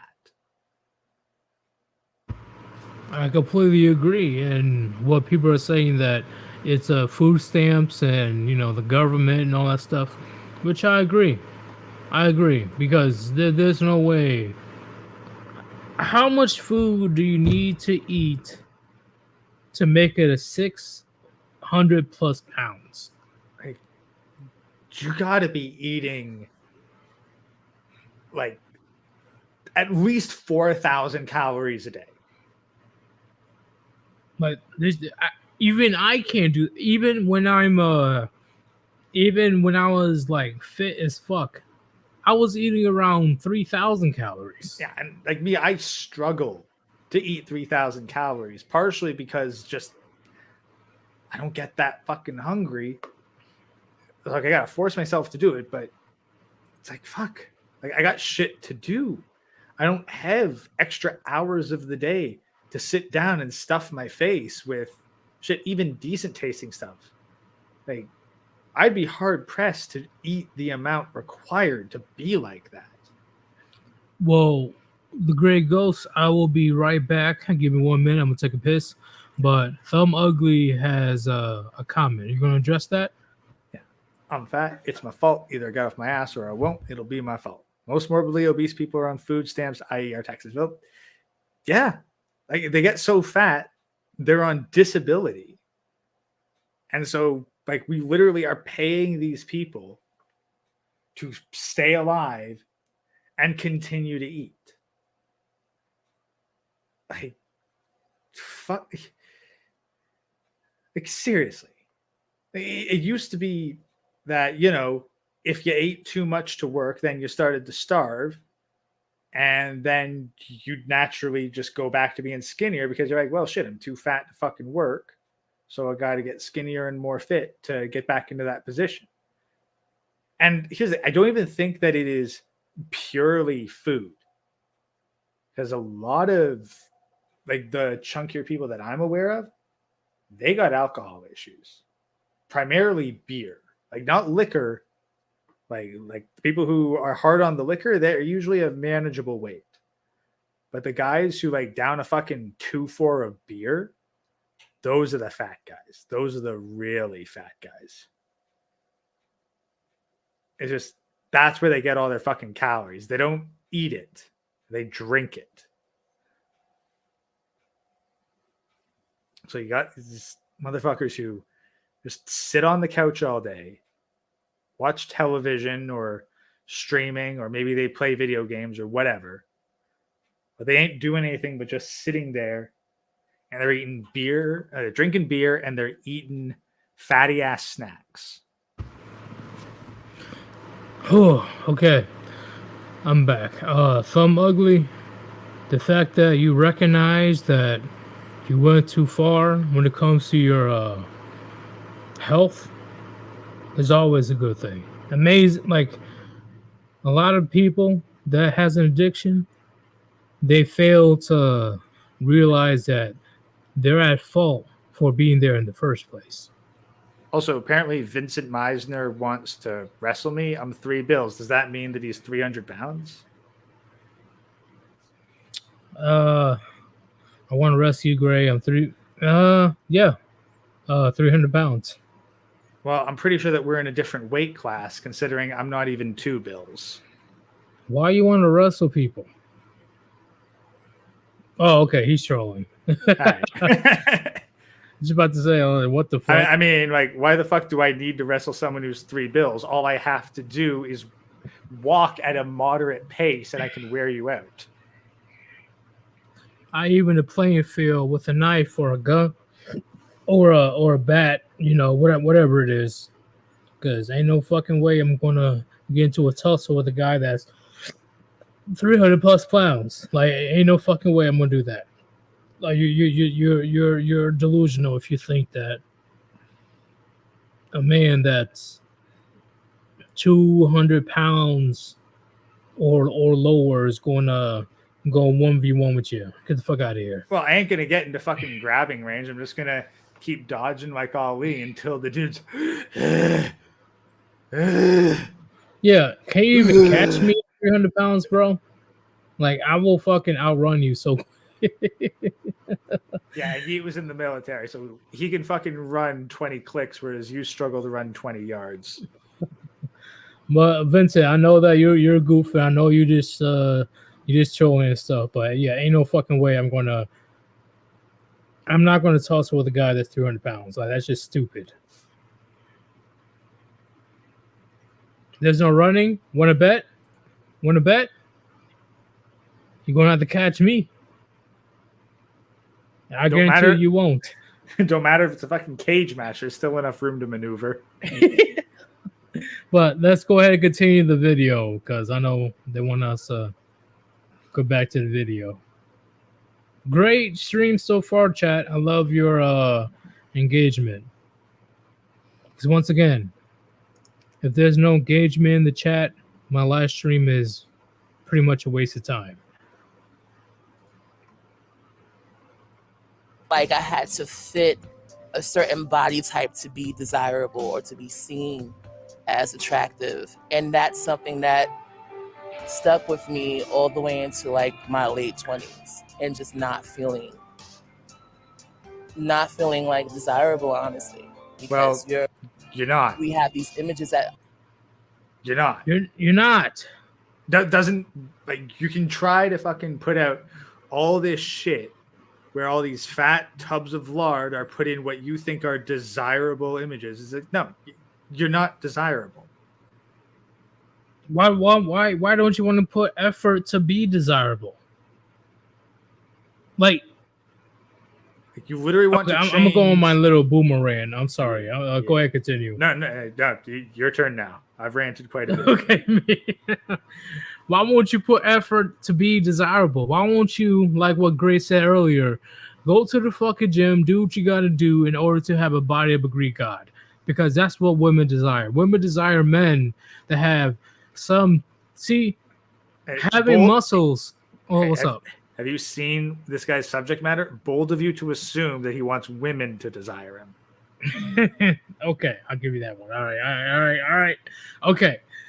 Whoever you want to desire you, right? Because I don't know. Just let you know, having muscles or having a healthy body frame shows some type of discipline. Discipline is crucial to a lot of women or, men or whatever the fuck you want to, whatever the fuck it is. But that's why men hit the gym. That's why men decide to get those gains, okay? Because it's not easy to get those gains to a lot of women. It's not. Yeah. So this person that's saying that, I just want somebody to desire me. Okay, why won't you put in the effort? Oh, because fat phobia. People are afraid of fat people. We're not afraid. Men or women, they're not afraid. You're just fucking disgusting. You're reprehensible. You're somebody I want to avoid. Yeah, like I ain't afraid of a fucking turd on the sidewalk. I still don't want to touch it. Exactly. And this person and every other person that doesn't want to put in the effort to lose the weight, they want to put it on fat phobia. I want to make a stream on that in the future too, because holy shit, is the West getting so lazy, so complacent that if you don't accept my Jabba the Hutt fat ass, it's your fault. You're the problem. And keep in mind, it's always dudes and women who look like this that want to promote this stuff. It's never a guy who puts in the fucking effort, regulates his diet, and really pays attention to his physiology and health. No, it's always these lazy pieces of shit complaining that they are not represented in the media. Like, no, you're not, because you're not desirable in the media. You're not desirable by the majority of the population, and you're not even fucking desirable to yourself. You're not, because you not be reaching this hard to try to get people to be like, oh, you know, accept me for who I am. Like, that's the thing. Like, these people, they know they're disgusting. They hate themselves. So they need to create this fantasy world where everyone validates them so that they can pretend to like themselves, because they don't like themselves. So they need other people to like them instead. And Solitaire says, how do you represent them in the media? Sit it down and what else? That's it. It's just sitting down. That's it. Because their knees can't handle their weight. Yeah, like, guess this fuck. Like, if you want, like, oh well, what's an example of a fucking 300-400 pound dude in the media? It's like, well, I look at the sumo wrestlers, but they ain't fucking lazy fat fucks. They work out. They're fucking jacked, and they're highly disciplined. Surprisingly, they got a shit ton of muscle. Well, that's the thing. They got a shit ton of muscle, but it's basically a competition of. It's like being a linebacker in football. You ain't going to be 210 pounds and make it as a linebacker up against fucking 300 to 350 pound dudes. Agreed. I agree with that. There's going to be some type of, little fluff when it comes to the guys that size, but overall, they're definitely healthy. They're definitely. Well, what I'm saying is, at least relative to this guy, yeah, but when it comes to the job, yeah, they're built for the job, but the human frame is not built to carry 350 pounds one way or another, whether it's muscle or fat. Well, isn't the linebackers usually like 6 foot something, so they're able to carry the weight better? Well, no, it's better, yes. Like, their frame is better suited for it, but it's still not easy on the body. I agree. I see what you're saying. That's what happened. I don't know if you know who this guy is, but J.J. Watt, very famous line. I think he's a linebacker. Let me look it up. I don't want to. I don't want to say that he's wrong. Let me see. I got it right now. Hold up. Oh, I'm sorry. He's defensive end. Sorry, but JJ Watt is a big dude. He's huge, and he has to eat a lot to keep up with his frame. But he's more prone to injuries. He got injured a shit ton, and I think he recently retired. Which I wish him all the best. But all that weight that he carried on him definitely backfired like a double-edged sword. Yeah, like how much you weigh, it affects, like, especially if you fall over, how much you weigh directly affects how much force is applied to you. I agree, which is definitely which I believe is definitely a correlation to how JJ Watt got injured. Yeah, so like, it's very much like a double edge. Like, you're harder to knock down, but you take that much more damage when you are knocked down. Agreed. And let me look it up again.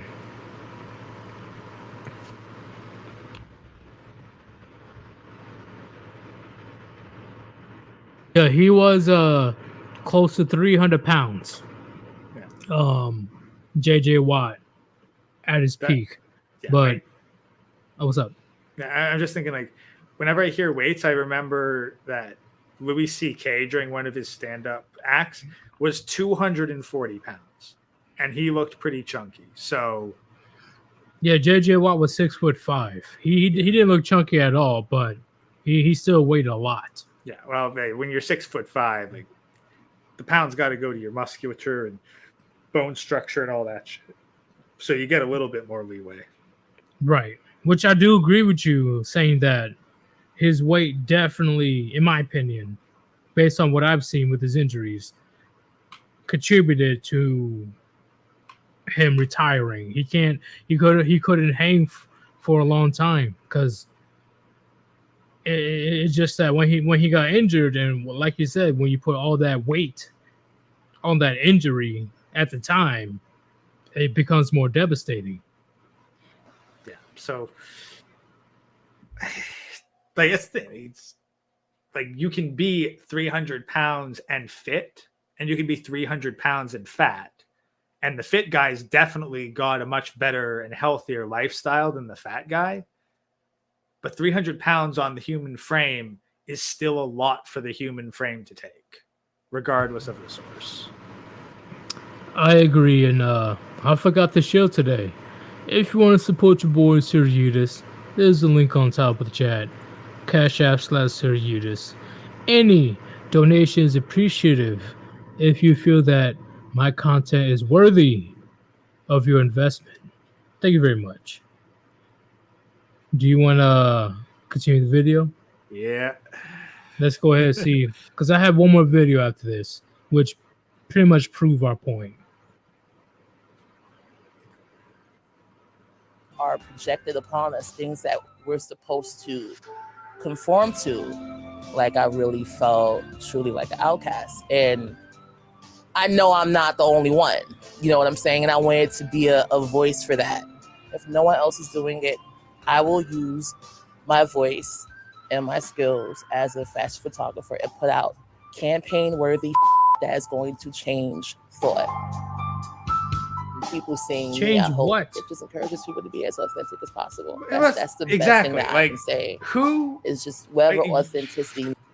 like hold up. Like, okay, fashion photographer. What the fuck are you doing? Keep in mind, like, look at the fashion that this guy shoots. Largely nude cuddle orgies. Like, who the fuck consumes that? Literally nobody except for, people his build that are very insecure about their bodies. Like congratulations, you shoot softcore porn. You're really breaking through the fucking stereotypes of fat people. He is fucking ridiculous. Let's see what else he has to say, because I know it's gonna get funnier. Let me see, because I never even seen this video fully. And yes, you see that thumbs down, chat? I watched like 15-20 seconds and I just put a thumbs down. I didn't even see the entire video. Okay. Means to them, be it. I had to learn who I was to be authentic. I had to literally strip myself of everything, even strip myself of my ego to then like do the spiritual work to stop it. Shut the fuck Strip up. yourself of your Shut the fuck. Strip yourself of your ego when literally your entire fucking career right now is built off of placating your insecurity. This is nothing but bro.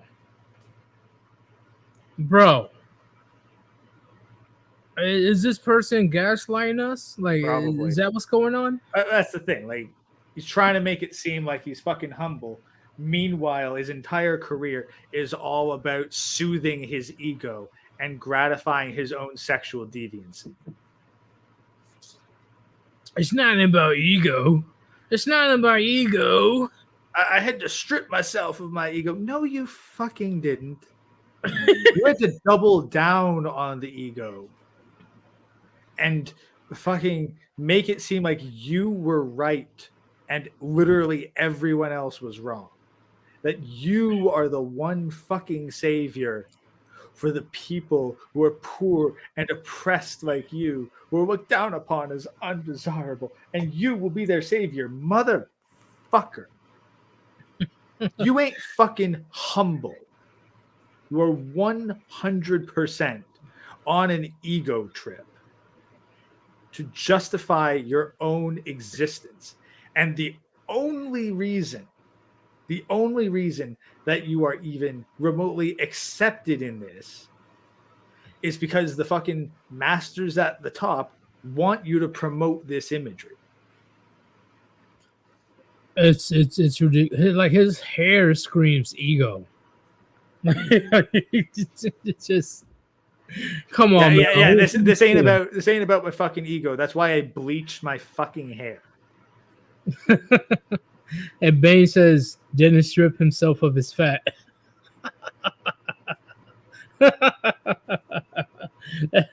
That is true. That is definitely true. Because ego my ass. Okay, like you have a very inflated ego, my guy. Fucking ridiculous. Let's go ahead and see what else he has to say. Figure out who the I am. And once I did that, why would I want to be anyone else? Because you're gonna have a fucking heart attack in 5 years. Have you noticed his double chin or triple chin, or let's just say double chin?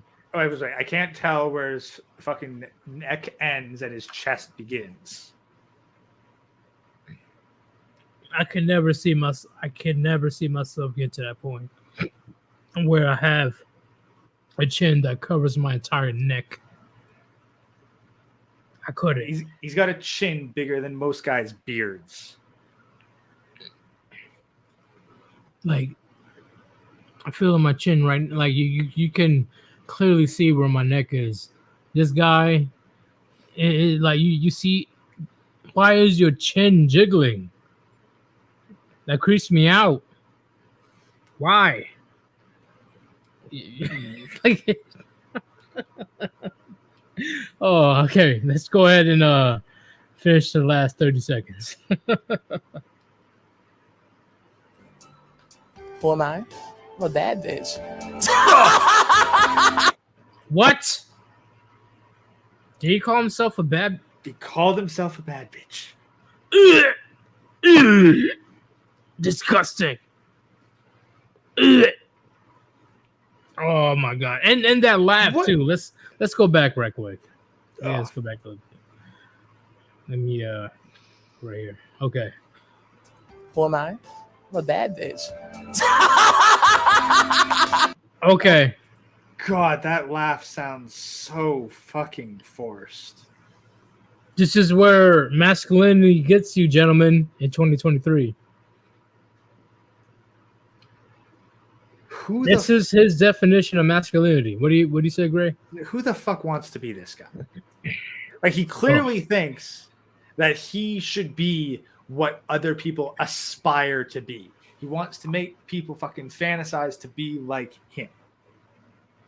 No one wants to be like you. Hell no. And the people that say that they do, they're lying to him. Lying. And that's because... all. That's all. Because that's good enough. He could even know that they're lying. Like, he probably knows deep down how fucking disgusting he is. But he can't ever accept that because it would fucking destroy him. Like, you know what? I'm willing to bet that this dude tried to hang himself once and the rope broke.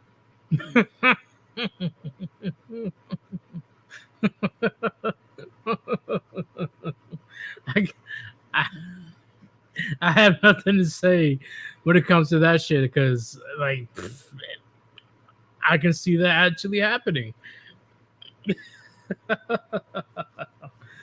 This dude, gentlemen, the one that wants to conform or not conform, the one that wants to change the definition of masculinity says that he's a bad bitch.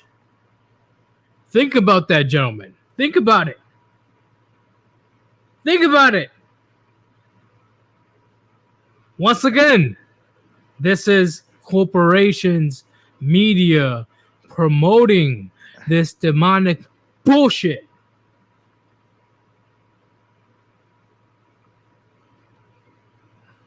I once again, I didn't even see this entire video, and I am beyond disgusted.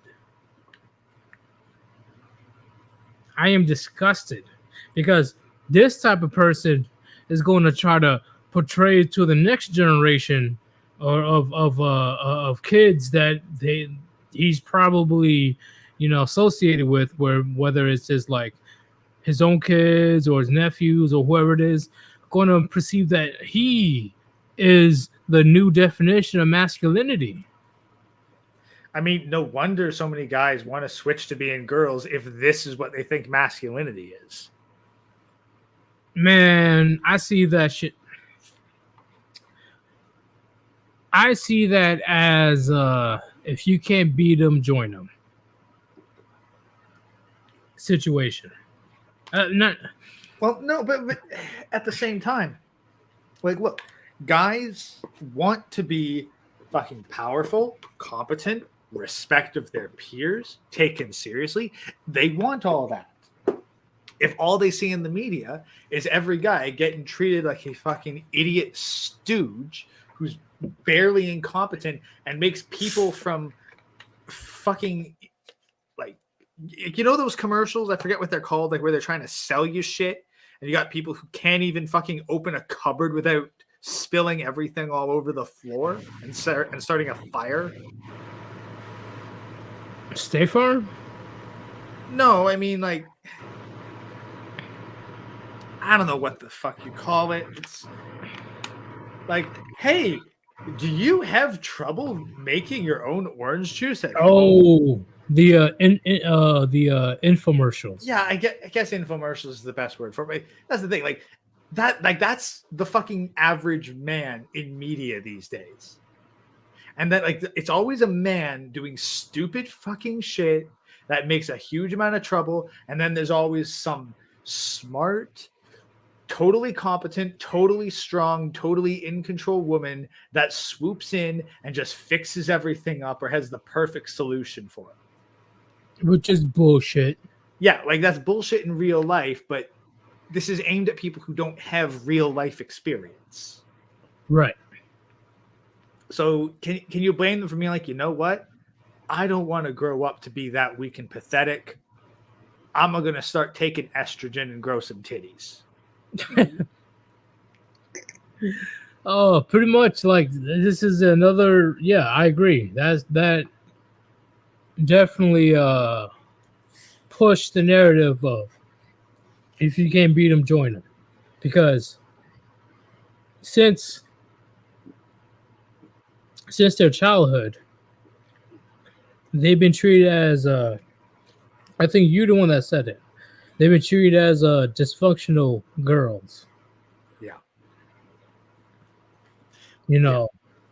And if they have to go through that throughout their life, past elementary, past middle school, past high school, they've been indoctrinated for the last 10 years of their life saying that being a boy, being a man is bad. That they'll be prone to go to the other side of the fence and become a woman. They're not women, but you guys get what I'm talking about. They are sick and tired of being treated like shit because of who they are. I mean, like, so you don't even have to swap it out. Like, guys, any dude who's played an MMO, like, you get treated differently when you have a female avatar.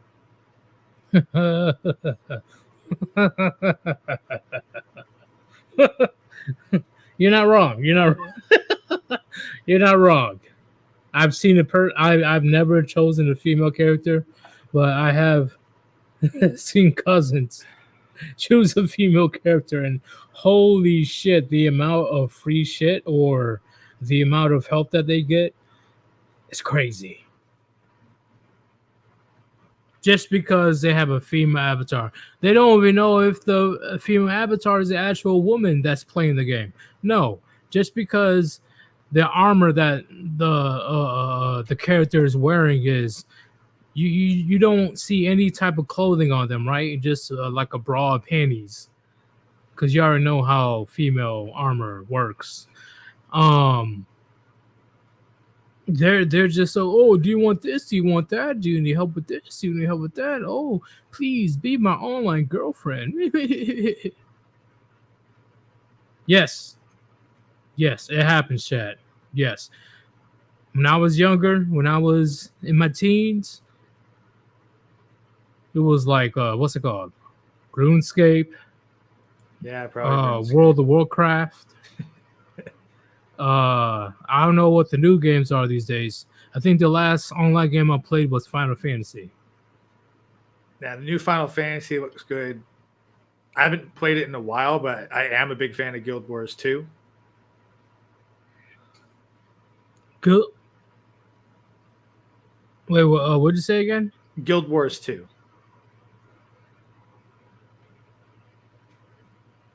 Was that a good game? I like it. Like it's a good MMO, and like the quest system was really nice because like they're just kind of in an area of effect, and rather than needing to go and arrange a raid with a group of people, the raids just happen on a timer, and all you have to do is show up. Oh yeah, and I do have a story for you guys when it comes to an MMO, but I'm gonna share that for later. Yeah. That's a story that I will never forget. The amount of sexism towards men. Wow. Ooh. What's up? I'm trying to think which one that might be, given my knowledge of them. Oh yeah, it's. I got. Let's just say I got jumped. What? I got. Like, What's like up? what was it?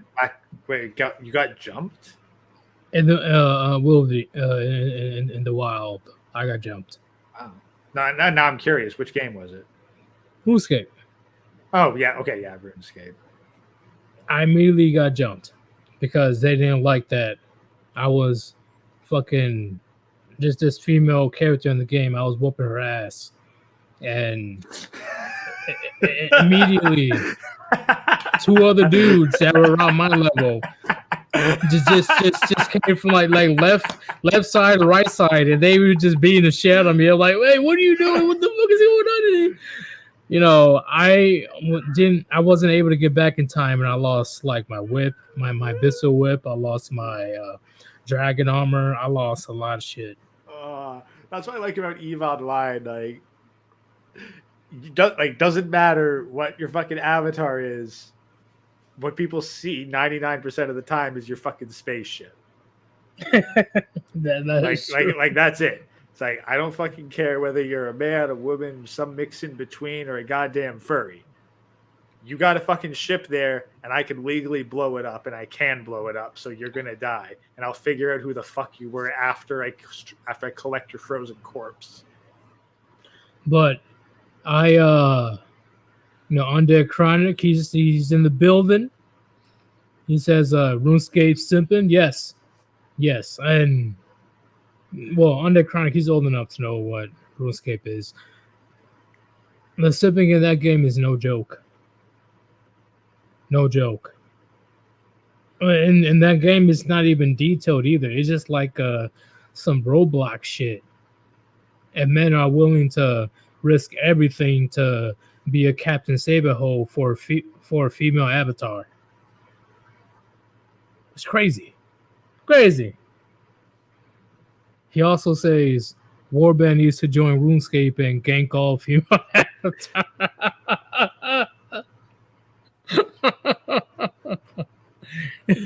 Do you agree, Gray? I mean, I wouldn't object to the Warband joining up on RuneScape and then just going around with it as a fucking posse and beating some ass. Just jumping female RuneScape players. Just like, oh, you're out here in a bronze chainmail bikini? I'm sorry. I'm imagining it right now. It won't end well. Like, who are these 4 or 5 players that's consistently just jumping female RuneScape players? Well, no, here's the thing. Like, clearly, if we're going to get away with that, we got to wear black robes and have dark skin and just say that this is an unsupervised female. Well, I agree. Now that I think about it, that'll definitely work. You know, you can call out racism if they try to call you out. Yeah, like this is our this is our culture. Like women should not be wandering around without an escort. That's the thing. Only lone thoughts. If they've got a male escort, then they're okay. Well, Chronic says, name all of our players: Thought Patrol 1, Thought Patrol 2, Thought Patrol 3. I'm sorry, I have a great time.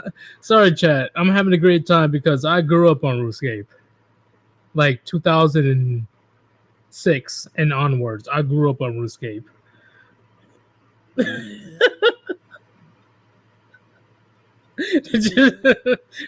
I'm sorry. Just imagine walking through the wildy and you see 3-4 people named Thought Patrol 1, Thought Patrol 3 just beating the shit out of a female character.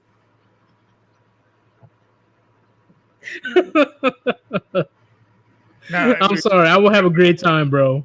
Go up to like all male parties, ask if they've seen any women wandering around without an escort. If they give a tip, then we give them some gold. Oh shit! Oh my god! I'm having a great time.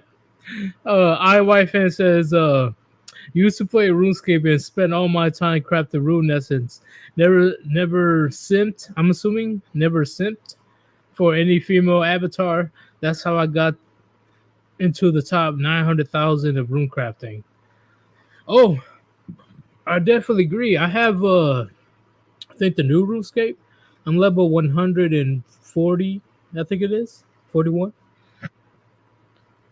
Because when the new RuneScape came in, I guess the level increased, I guess. But I'm sure you guys remember Zazima. I never saw him in person, but she was a legend in RuneScape. Zazima. Yeah, RuneScape was never my scene, so not familiar with them. Shit. When I was young and the parents are very strict, RuneScape was one of the only games I was able to play and interact. What's the other game? Dragon Quest. I played that game too. I played pretty much that website, Addicted Games or Crazy Monkey Games. Man, a lot of you youngins that are in this chat, y'all have no idea what Flash games are. No idea. I mean, like you ain't knowing the fucking Wild West of Flash games until you tag team George Bush and Queen Elizabeth shooting down terrorists. Oh shit! What was that infamous website? Newgrounds. Oh yeah, Newgrounds. But like, but those Flash games, they ended up all over the fucking place. True, but Newgrounds. I couldn't let my parents know about Newgrounds.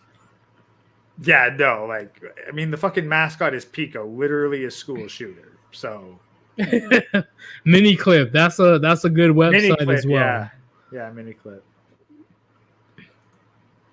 Damn, I'm getting old, bro. What the fuck? Ah.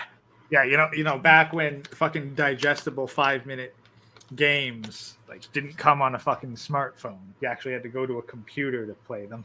You had to get up from your bed and walk over to the computer. Oh shit! But all right, we'll finish this video. Hopefully, he won't say anything. You know he's going to say something stupid. It's just how many stupid things can he say in 19 seconds? We'll see. Hey guys, I'm Hunter, the creator and producer of Steam. Okay. Is that dude wearing a muumuu? What's a muumuu? It's like a fucking oversized cloak for super fat people. Like, I'm sorry. Just that gown, for lack of a better word. fucking ring on the right wedding hand, a bunch of fucking cloth bracelets on the left hand, and that gown. Like, it's not even a shirt. It goes down pretty far. Like, I wear what? that. Like, I will wear this type of stuff if I was like cold as shit. Like, if I was, like in the middle of winter or something like that. No. Like, that shit should, I'm sorry. Like, that shit would still open up in the middle. Like, that's not even a sweater. Like, I'm sorry, Yeetus, if you're wearing something to stay warm, you're not going to have the sleeves cut off at the elbows. Agreed. That's Agree a with moo-moo. I'll just wear it just to wear it. Fuck it. But I'm not gonna try to make it all fashionable on TV and shit. I wear it inside the house just because. And the color is just fucking ugly. Like, Yeah, literally, what color is that? What is that? Like, what? I can't even make out the color. It's like a kind of a olive. Like, it's not even quite olive green. It's like muted olive, brown, green. He has bracelets. What is this? 2010? Like fucking cloth, and not even like metal bracelets. Like, that's fucking like cloth. It's like fucking. It's like he's got fucking scrunchies on his wrist. And we can obviously tell that he bats for the other team based on how he talked for the last few seconds. Yeah, like literally 5 fucking. I don't even think he's been on screen for 5 seconds. This is what the new masculinity is for 2023? Because that's how they're presenting it. This is fashion in 2023. Some on some Kanye shit where his clothes pretty much look like he's homeless. Because fucking, I've seen homeless people who dress better than this. Oh, you're right. Like, I've seen fucking people get clothes out of the ditch that look better than this. I agree, Solitaire. The closest I can think of is military green. But even then, I still can't make out the color. Like, the color is so fucking off. Like, I don't even know how to even describe the color of that shirt. It's like they took all the colors in standard green camouflage and just threw them into a blender. Just threw them into blood. Actually, you know what? I remember. It reminds me of there's a certain color of paint that is basically all the failed paint colors. Because when they try to mix them, like, they don't always come out exactly the color that you want. So what they do is they pour all these failed colors into one big vat, mix it all into one color, and then sell it at a discount. That's what that looks like. It's literally a combination of all the reject dyes. I completely agree because there's no way I'm able to pick out the colors like that. No way. Yeah. Just, and the thing is, like, that paint actually does have somewhat of a use, because if you need to mute down any color, it's perfect, or you can even use it as an undercoating. But it always turns out, for some reason, this weird kind of green color. It's never exactly the same shade from bottle to bottle, but yeah, it's always a weird browny green shit. But the reason that we showed you that video, chat, is because, what is that quote? And I got the quote right here. I didn't delete it. What does that quote say? What does that quote say? I'm serious. You can ignore reality, but you can't ignore the consequences of ignoring reality. And that's literally what's happening in society today. They truly believe that they can ignore reality for what it is and live in their own little dystopia, like nothing is going wrong or there is no consequences for how you feel or what you want to do until it happens. And that's the thing. And they're not even, I'd say it would be better if they were ignoring reality. But no, they're actually acknowledging that reality is different than what they want. And they're actively trying to change the world to be different than reality. Like, it'd be one thing if people went around pretending gravity wasn't real. It'd be another thing if they started destroying bridges because they didn't want to believe that gravity was real and therefore bridges aren't necessary. Agreed. And once again, chat, there's only a few women that I respect besides my mother. Okay, this woman, she has my respect because at least she tried her best to look at the world at a objective view. I'm talking about Ayn, I think, how do you say it? Ayn Rand? Ayn Rand, yeah. Ayn Rand, sorry. She tried her best to look at the world at an objective view and look at the world for what it is, which you won't see that shit anymore in Western society today. Okay? They are not trying to look at reality for what it is. They are just saying like, oh, I feel this way, so it should be this way. And if it's not this way, then it's your fault. That's literally how it is. But guess what? You cannot ignore you cannot ignore the consequences of ignoring reality. Reality is fucking reality. And I'm being very generous right now when it comes to this situation, when it comes to how I say this sentence, because it pisses me the fuck off how these male feminists, whatever it is, they just want to identify as an Apache helicopter and act like nothing's gonna go wrong. Come on.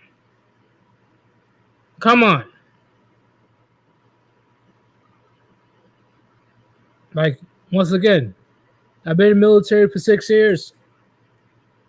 I've dealt with stupid ass fucking privates that were 17, 18, 19 years old.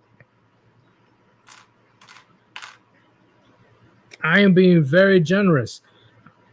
I don't yell like that anymore, thank God. But sometimes you gotta fucking beat the shit inside of a motherfucker's head to let them know that nobody gives a fuck about your feelings. Nobody gives a fuck. Nobody cares. Well, no, here's the thing. And the people that do care about your feelings, they want you to hurt.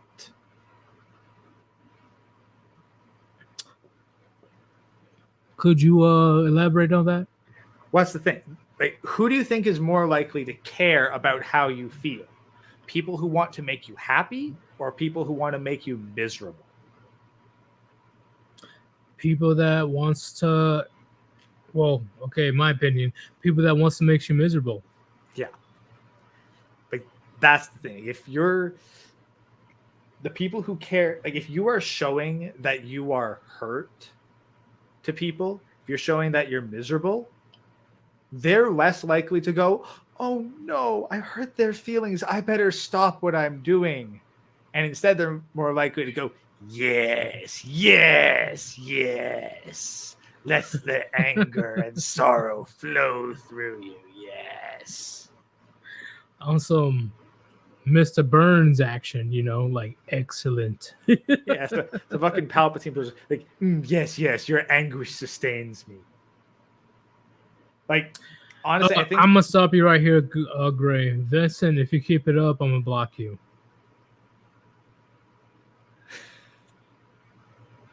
I don't know if you're trolling or not, but I'm not doing this shit today. If you wanna fucking simp for a fat land whale, do it on a different channel. What do you say, Gray? Like I think Calvin from Calvin and Hobbes put it best. Nothing helps a bad mood like spreading it around. Like the people who will care the most about your emotional state want you to be miserable because it makes them feel better when to see someone else upset. Right. People that wants to make your life a living hell will definitely care way more about how you feel than somebody that wants you to have a good day.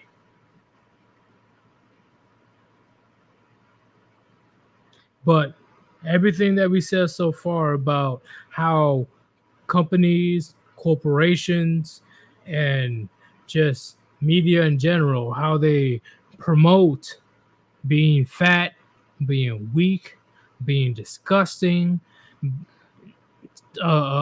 saying that masculinity is evil, saying that the future is female, or doing the he, she, or she, he, or whatever the fuck you want to mix those words in.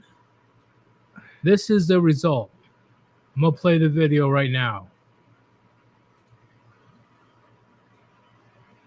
Society makes you hate yourself if you don't look a certain way. And I am damn determined to change that. Jamie Lopez, star of Supersize Salon and founder of Baby Doll Beauty Couture, has died. She was 37 years old. All eyes are on me. There's cameras all over me.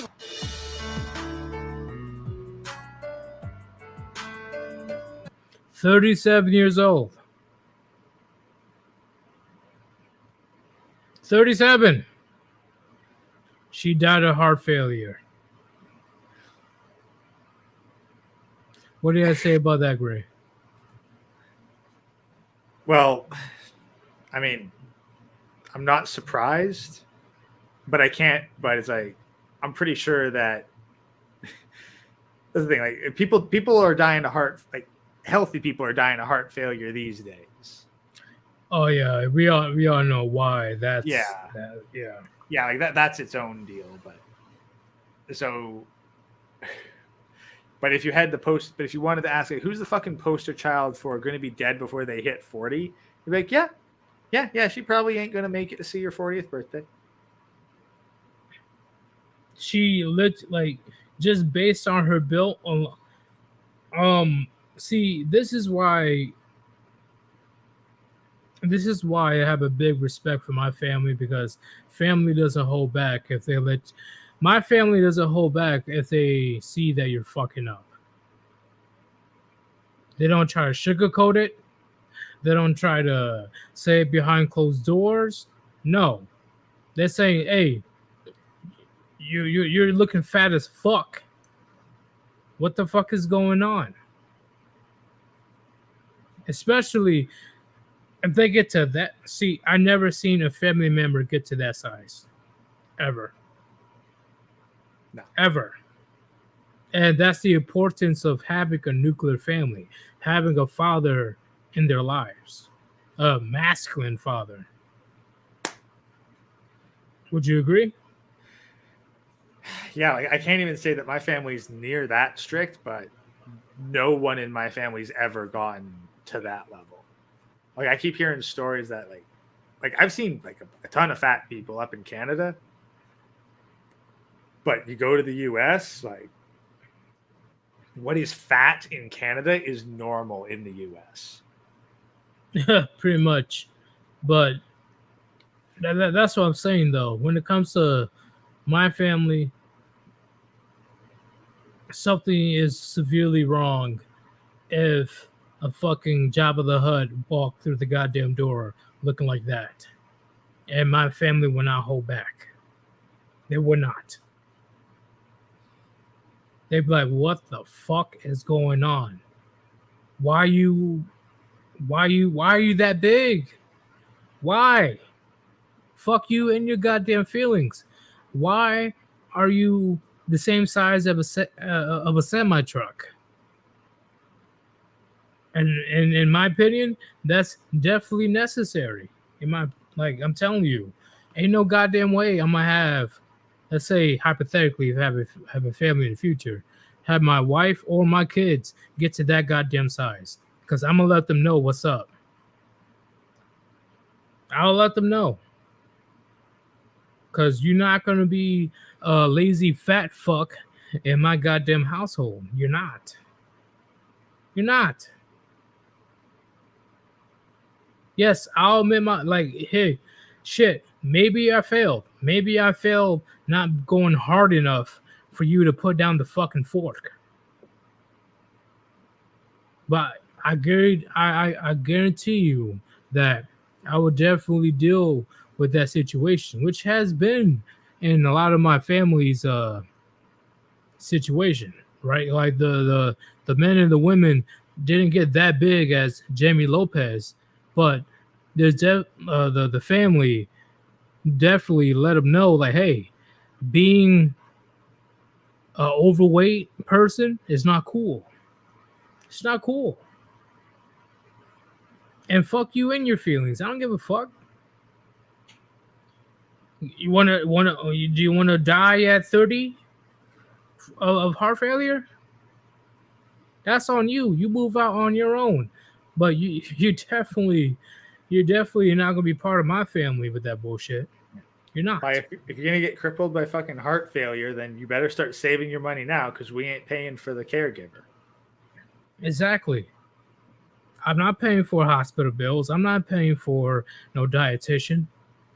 And you ain't you ain't moving back in here because you're too broke. Like, you get too fat to fucking work, you're out on the streets. Agreed. The only advice you need is put down the fucking fork. That's it. Put down the fork. What's so hard to do that? Oh, my feelings, and I'm sad, and I'm this and that. You're sad because you got nothing else going on in your life. Get a fucking hobby. That's pretty much it. Like, that's the thing. Like, I see that pretty consistently. Is like for me, when I lose some weight, it's typically because I got so caught up in some kind of hobby or other that I just forgot to eat. I mean, even right now, like, I should probably make myself some more mass gainer and scarf that down, because I am getting kind of hungry. But you eat no food yet? Oh no, I ate a fucking pizza a couple hours ago. Oh, you just gotta get in those extra calories. Yeah, I do. I haven't eaten like 6 hours, so. Oh, that is a long time. Like, especially if you're trying to maintain weight. Yeah, I'm trying to bulk and got a bit of an opportunity, but I got to set some stuff down. But I was at Cards for 3 hours, and now I've been here for another 2.5 hours, and I had to finish my video in between, so I haven't really had time to make something. Vincent has a question. Whole pizza, how big? Medium. Well, the Canadian-sized medium. I don't know whether that translates to American. Canadian-sized medium. Well, I know that a medium in American and a medium in Canadian are not the same thing. So I don't know. It was probably an 8 or 10-inch pizza. Meat lovers. When I was very active, I was able to eat a whole large pizza on my own. Yeah. I mean, that was years ago. Yeah, on a good day, I can usually down a whole medium pizza in one sitting. I gotta put some hot sauce on that too. I gotta, get some spice in my life. I love hot sauce. Solitaire says, I never knew how little I could eat when I started getting interrupted while eating and forgot to go back. My intake is 1/3 of what it used to be. It's because because you're older now, Solitaire, or what do you believe is the reason why you're only eating 1/3 of what you used to eat? Well, let's just say when I was growing up, especially in high school, I was a fucking demon when it comes to food. Even my own mother complained. She complained like a motherfucker because she makes a lot of food, but guess what? And Gray, I'm sure you agree. When you have nothing but boys in your household, expect all your food to be gone. Well, like I can understand that to a certain extent. Or growing boys. Yeah, no. I don't know. In my household, like you didn't eat food out of the fridge without permission. Like I'm always shocked when I hear like a dad say, "Yeah, my boys just went into the fridge and like they drank all my soda and ate all the food I was saving." And I'm thinking, what the ever loving shit. I don't care if there's fucking leftovers. I didn't care what age I was. I did not eat someone like food that I did not put in the fridge without asking permission first. Okay.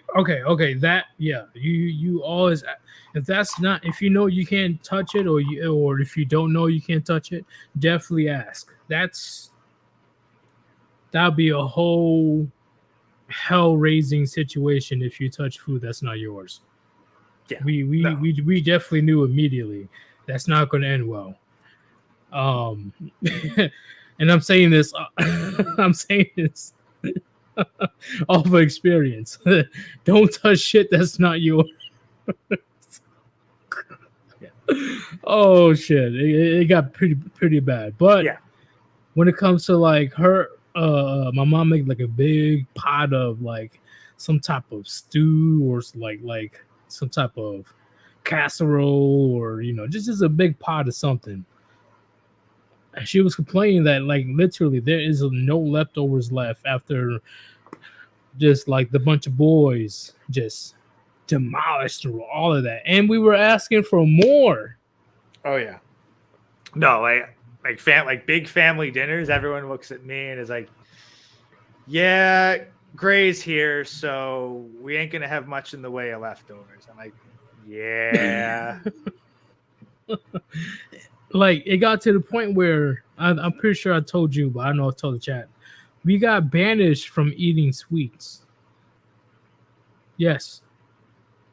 Me and my brothers, we got punished for eating sweets because one day it did get too far.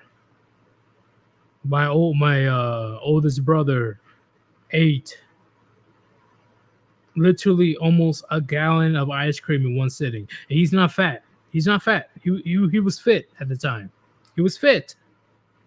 But he ate almost a gallon of ice cream. Me, I drank 2-3 2-liter sodas in one day. And my mom had enough. She was like, "No more sweets." No. I was like, "What the fuck? What are you talking about?" I didn't say that to her. But we're like, "Hey, as long as we stay fit, we're able to eat whatever you want." That's what you said. And she was like, "That's not what I meant. That's not what I meant." And then we had to eat like baked chicken and fucking steamed vegetables, and that was our punishment. Yeah. So here's the thing that makes me think, because a common thing I've seen with guys who are really big is that they usually drink a lot of beer and they usually watch a lot of television. True. Because personally, what I found, and again, sample size of 1 here, not a major survey, but I found that what prevents eating and drinking the most when you're just doing shit is have something that involves working with your hands. Like that is why television, like radio, anything where you can sit back and go hands-free for hours on end and still get the media, that is how you get fat. Because when you're not doing shit with your hands, that's when you start using them to put stuff in your mouth.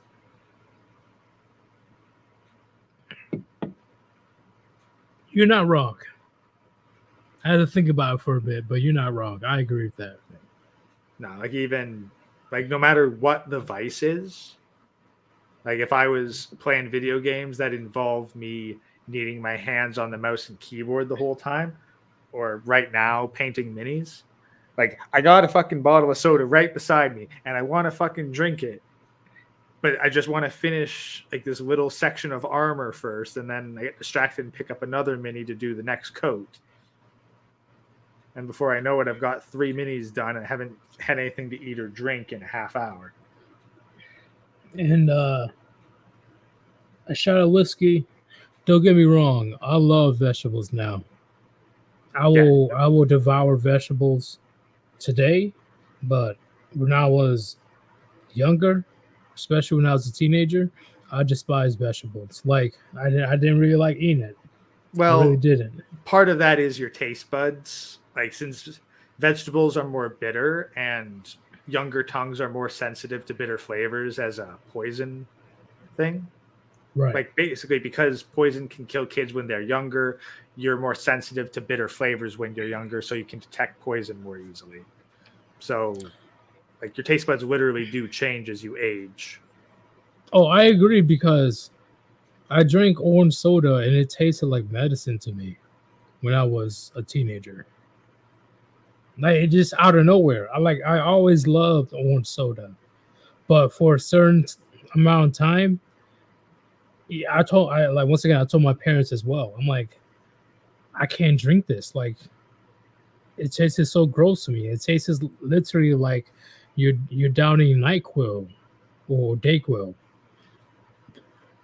So I do agree with you where taste buds change. I can drink orange soda now, but when I was hitting that, I guess puberty stuff, I couldn't even down orange soda. I'm like, this is fucking gross. I don't Cobra Quafer, without using your hands in the hub. Dude, if you're using your hands in the hub for 3 hours solid, you got other problems. Can you keep him occupied for another minute? I'm gonna take another piss break. All right. But that is seriously, like, no matter what the vice I've had, whether it was like smoking or drinking or what have you, like back in the day, it was Conan Exiles that was kind of my major cure for that kind of vice, because I could play Conan for 3 to 6 hours solid and then be like, damn, I ain't had a single smoke or drink this entire time. But when I went over and hung out with my roommate and we watched fucking television or swapped around the controller playing Battlefield, like, yeah, you bet your ass that I was smoking a shit ton. So, like, that's the thing. Like, when I see people like this, Jamie is like, this is the kind of person who does not have a hobby. They don't do shit outside of work. They sit around, they consume, and they watch television. Yeah, Cobra. Yeah, Conan Exiles, which I have been meaning to like really do a proper dive into.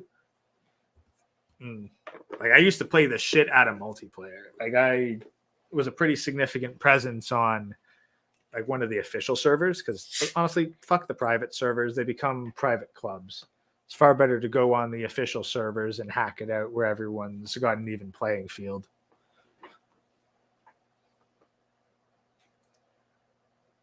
Solitaire, yeah, writing too. Writing, if you get into that, it'll go a long time. Prefer Ark? Yeah, like Ark versus Conan, the games are very similar, but you're gonna find your niches for them. Like, personally, climbing was what sold Conan for me. Do I like to skate? I haven't skated in quite some time, but it is enjoyable if you can get around to it.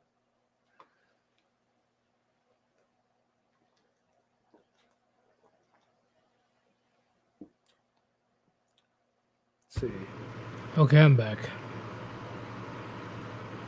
Yeah, just talking Conan Exiles and having hobbies that occupy your hands.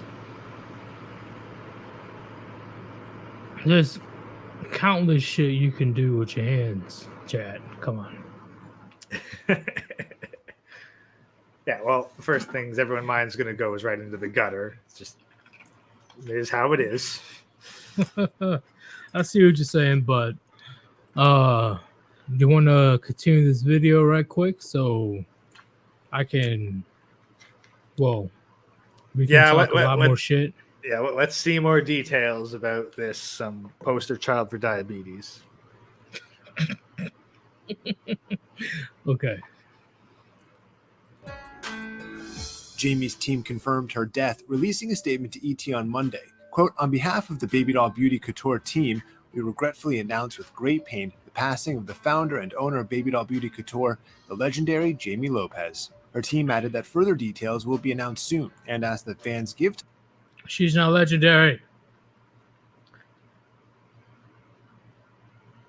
Yeah, like if she was legendary, I would have fucking heard of her. Exactly. God damn it. Anyway, let's continue. Time and space to Jamie's family and friends to grieve in peace. According to TMZ, Jamie died of heart complications on Sunday after being admitted to a hospital in Las Vegas. I've literally been designing this salon. Heart complications or heart failure? Well, that's the complications relative to what? Like, what was she in the hospital for that her heart then complicated? Her 3, 4, 5, 6 milkshakes? Like, just yeah, no, they ain't gonna fucking say it. They're always gonna be like, all right, let's continue. oh god, just that. Look at her arms, bro. Like that. Her arms are literally as big as my legs. No, they're okay. In that case, you got some jacked fucking legs. Like Okay. again, there's fucking strong men who exclusively do leg day who don't have legs that big. Okay. Like almost as big as my legs can be comparable to her arms. It's not the exact same, but it's smaller. And then you know that she does no actual fucking work because of those nails. Don't get me started on those nails, bro. I'm gonna go on the whole ass rant on these goddamn nails. Because, gentlemen, what do you think this originated from? Oh, wait, Black community. I got a lot to say about that. I have a lot to say about these goddamn nails, but let's finish this video. Let's see this little tribute. For 2 years. And today is finally the day that my salon is ready. I've worked so hard for this. Jamie rose to fame after designing her beauty salon from bed when she at one point gloves weighed over her 846 nails. pounds. I've decided to make some drastic changes in my life, you guys. But don't nobody come for me, okay? Because I have not forgot about my big girls. She documented her 400-pound weight loss journey on YouTube and later her WeTV series. I'm terrified, Shannon. I haven't left the house in 2 years. And I just learned to walk again. 2 years. It's a super exciting moment, but I'm terrified to fall. It also highlighted the success of her salon, which catered to plus-sized women. My glam girls. I'm so happy. Okay. Yeah, you guys make my Let me heart go ahead happy. and Super rewind a sized. bit. What's up? Whoa, okay. I'm a little bit confused on the timeline here. So, this is her, so her walking was after she lost weight.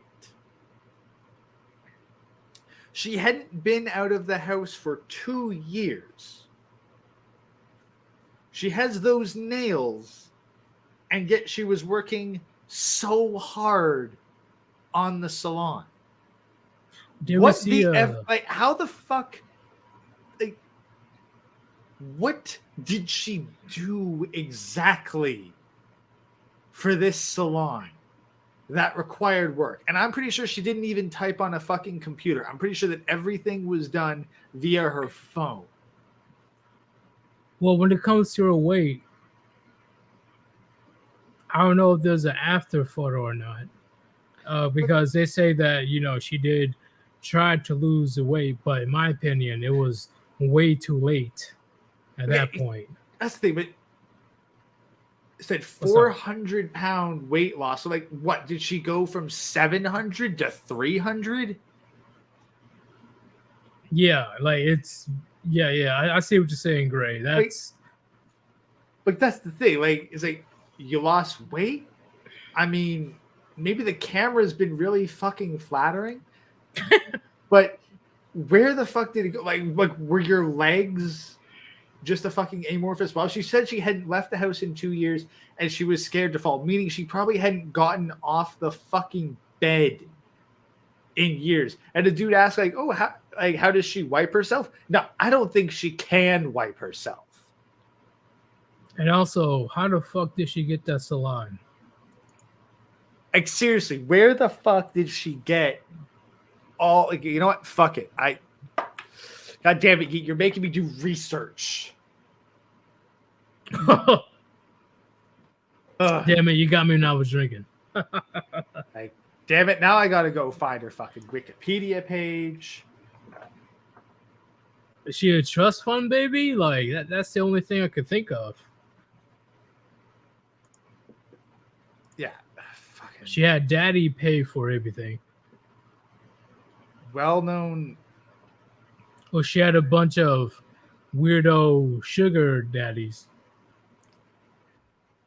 Okay, yeah, I'm pretty sure that what I'm looking at right now is, yeah, okay, hospitalized in Las Vegas.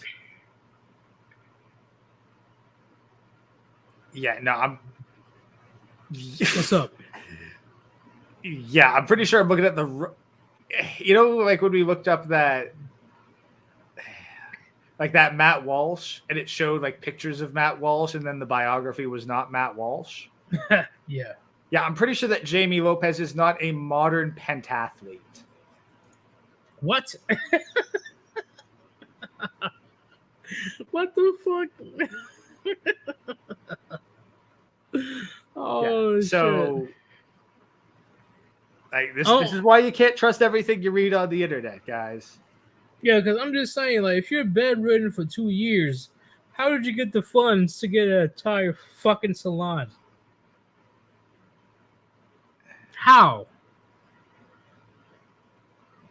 I guarantee you, if a man did the same thing, he would not be able to afford a goddamn salon. Yeah, no, it just says that like she's the founder and CEO.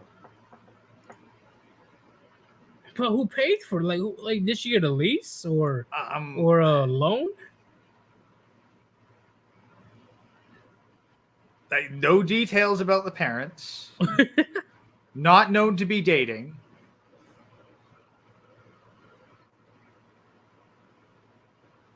Yeah, so yeah, no one.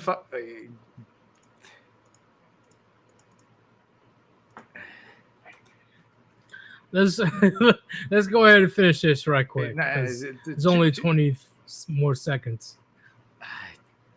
Sorry, but like I gotta try to figure this out because now it's a fucking mystery. It's all good, man. I'm gonna play these last 20 seconds. Happy to see you guys. You guys make my heart happy. Supersized Salon premiered on WeTV in July and was gearing up to film season 2 at the time of Jamie's death. Oh wow! Hey, yo, Oh, Yeet, okay. I just got some numbers. What's up? You know how I asked if she went from 700 to 300? Yeah. I was wrong.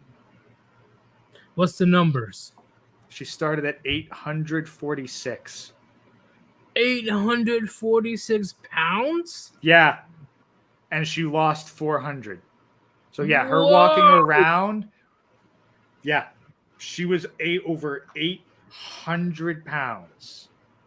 And she lost 400 of it. Like, okay. Oh, oh shit. Okay, so yeah, she did whatever she needed to do to lose those 400 pounds. But how the fuck you get to 846 pounds? One bite at a time. Wow, 846 pounds. Apparently, she started off as a makeup artist. There was nowhere she could get her hair or nails done in Vegas, probably because there were no seats that could fit her. Holy, almost not 1 ton, but almost a half a ton. Half a ton, not 1 ton, because 1 ton is 2,000 pounds. It's 2,000 pounds, right? Yeah, it's 2,000 pounds. She was almost a half a ton. Yeah, 2,000. Yeah, she was almost a half ton, and she had to get down to below a quarter ton. Holy shit! Wow. I'm sorry. It just I could never see myself unless I literally move and do nothing, and I had like a waiter to give me I don't know, McDonald's or KFC every day. I just don't move a muscle. I could never see myself get to 846 pounds. Yeah, like Holy shit. Like all I can find, literally all I can find is just shit talking about her death.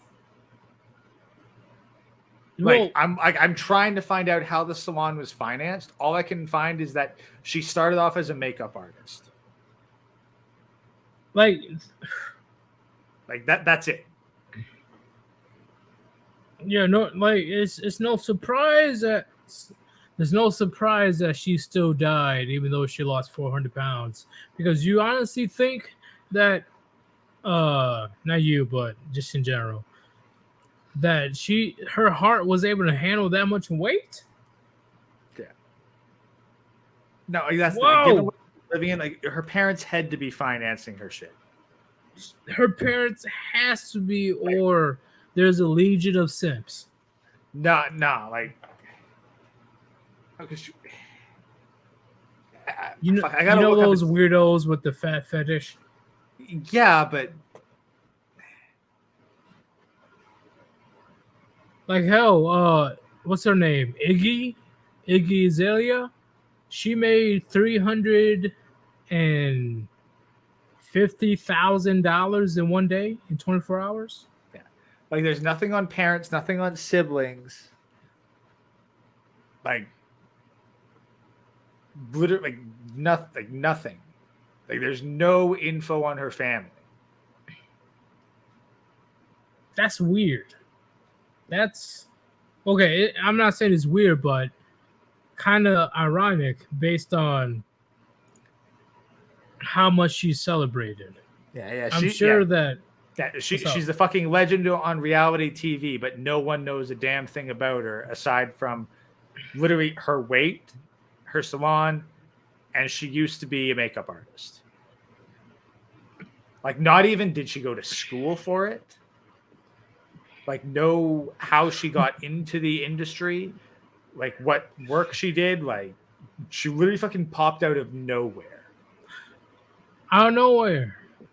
And she was 846 pounds. What the fuck?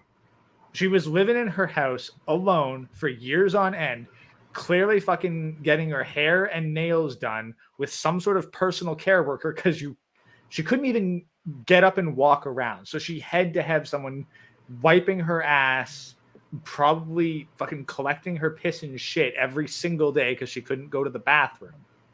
Right, because 846 pounds, a normal human body is not able to walk around like that. No. Hell, I don't even know how tall Jamie Lopez is, but I'm assuming she wasn't that tall. No, I think I saw 5'4" or something like that. Can she even get? Oh no! She couldn't even get through the door. Yeah, she can't get through the door. There's no way. There's no way she can't. There's no way she's able to get through a door. Yeah, 1.86 meters. That is what? 6'1". I'm gonna address what Phil says. He says Iggy fat ass. See, a lot of women have fat asses these days, right? So No, I'm not. Okay. Oh, what's up, bro? This woman had an ass so fat that you could literally curl up into a ball and hide in her ass. But when it when it comes to Iggy, I brought her up because she's not failed, but she's a musician that fell off very fucking quickly, and she decided to have a baby with a no good piece of shit rapper, right?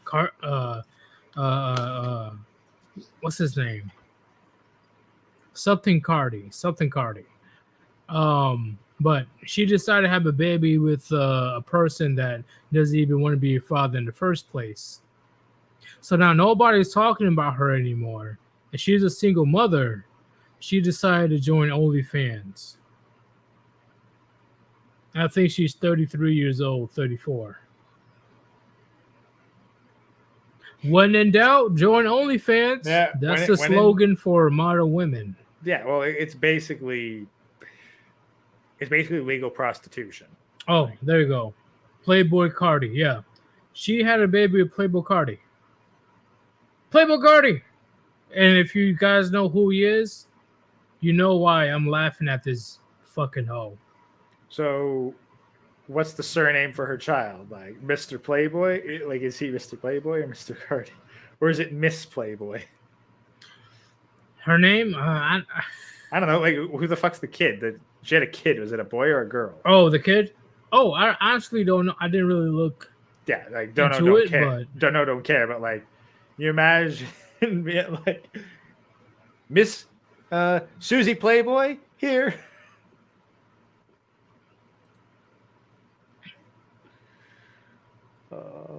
Like, I don't give a fuck how much of a fat ass she has. I really don't. There's plenty of bitches out here that have fat asses and didn't make the great mistake of what Iggy Azalea did. So just putting out there, like I really don't know the hype around that bitch. Yeah, she had 1 or 2 hit songs, but that's about it. Iggy Azalea. Probably because she was Australian or something. Yeah, she's she's Australian. Yeah, like how many successful white female rappers are there? Oh, a lot. Like even Miley Cyrus tried to go into the hip hop scene, and she has no ass. Wait, now I'm thinking of this line from White Chicks where this black dude's going like, that's my ideal. A black ass on a white woman. Literally, and I'm gonna keep it real. Miley Cyrus was way more successful than Iggy Azalea. Yeah, Miley Cyrus also had Disney backing, so true. But when she went to like Migos and Juicy J and all these other rappers, she has no ass whatsoever, and somehow, some way, she was successful. Well, you don't know how much dick she sucks while at Disney, so. Hey, don't disrespect Chris Hemsworth's brother.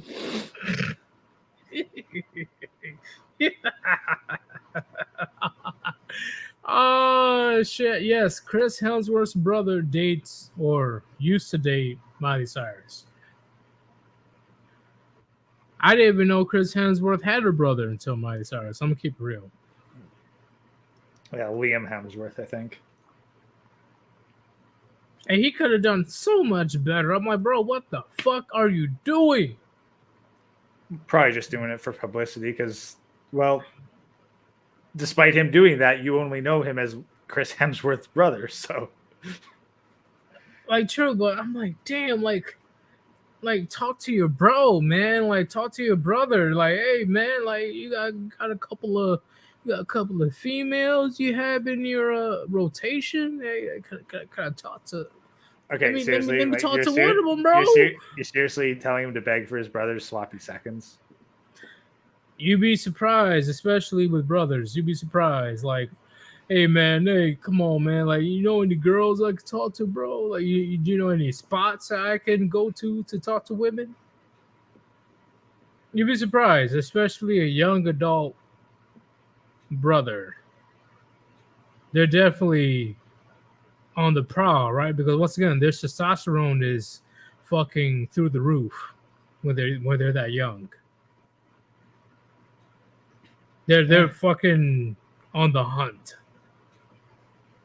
I guess, but chances are he wasn't dating any women who had the same amount of brand clout as Miley Cyrus. I see what you're saying. Right? There's a difference between dating and just wanting to fuck. So I agree with you talk. I agree. Because I'm pretty sure that Liam Hemsworth could just walk into a random bar, casually flex his shoulders while ordering a drink, and immediately get hit on. I agree. He looks like his brother too. Yeah, So so no, I'm pretty sure that he wasn't hurting for casual bedroom encounters. But if you're going to be officially dating someone and you're in the Hollywood scene, it needs to be for clout. but in my opinion, why Miley Cyrus? Because she's That stupid fucking bro? And this was like little after her charade with like black rappers and shit. She was twerking on all these music videos. Like, come on! Like, I know it's for clout. I know it's like so he can get, some publicity. But I don't know. I don't see her as something that's worth it. But whatever, Liam Hemsworth, you kind of pay the price because you're not with her anymore. Now Miley Cyrus is making music videos on you. She's pulling the Taylor Swift. Oh, yeah, breaks up with a guy. And then it's like, I am not upset about my ex, so I'm going to milk it for a couple of years now, complaining about boys. But I'm not upset. Like, it's I don't know, man. Can you imagine his age? Can you imagine Liam's age is like, okay, look, Liam, Miley's on a bit of a low streak, so we need you to bite the bullet, date her for a couple of years, and then break her heart. That way she'll actually start to produce half-decent songs again that appeal to teenage girls. True. And Father Sanders says, Liam is no Henry Cavill. The new Witcher will fail. However, Henry is making his own Warhammer 40K universe that he will direct and act in. See? I'm cautiously optimistic. Again, I'm really hoping that it's Caiaphas Cain. I could 100% see Henry Cavill as Caiaphas Cain. A few years ago, I found out that Henry Cavill is a huge fucking gamer and a computer nerd, which is unheard of when it comes to somebody that has Chad or Tyrone genetics. It is unheard of. He built his own computer. I can't build my own computer. So that was like a whole shock to me. I'm like, holy shit, Henry Cavill, he knows he knows his shit. He knows what the fuck he's doing. And also he was a huge Witcher fan, which eventually he became, the main actor in the Witcher series on Netflix. Yeah, Geralt, yeah. Geralt. And they still fucked him over. Oh yeah. No, like they fucked him over, but that's because the showrunners, like people making it, they hated The Witcher. Like these people who are put in charge of many of these fantasy adaptations, they hate the source material. They've never played the games, they've never read the books. And I don't know if he's dated or not. I don't know. But I'm pretty sure that he's not doing it now because he knows what the fuck will happen if he does. I completely agree, a million percent. Remember, General, like somebody like Henry Cavill has to watch his back. Has to make certain moves to make sure that nobody tries to put any type of false allegations on him. Henry Cavill. Yeah, like as hated as he is right now, if there was ever anything that they could actually pin on him, they would. Like they have tried. Like, do you know how quick I will go to jail just off a word alone? And this is happening to Henry Cavill. That dude is a fucking stud. And you can't deny that. No, dude looks fucking great. That's makes it even more terrifying to the average man. Yeah, it's like, dude, if fucking Henry Cavill can be blasted with all this fucking Me Too allegation bullshit, then I don't got any fucking chance. No chance whatsoever. And I don't know if you've seen my couple of recent videos I put up there on my YouTube channel. Listen, all these women these days, well, at least in 2023, they're like, where's all the men? I can't find no men anywhere. Where's the men? And then they're hiding under the fucking car. Yeah, like they're literally hiding, like, oh shit. Literally, it's self-preservation at this point, gentlemen. Self-preservation. Because what else can we do? What else? It's like the fucking clickers in The Last of Us. It's like, shit, just don't get their attention. Don't get their attention. Don't let them hear you. Don't let them see you. Wasn't the first episode of The Last of Us came out recently, or? Yeah, I did. I don't care. Well, did you play the game, or? I played a bit of the game. It was on a friend's console. I'm at least down to watch the first episode. Honestly, I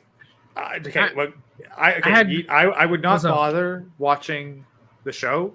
I would honestly just find a no commentary playthrough of the game on YouTube and watch that. I guarantee you it will be better than the show.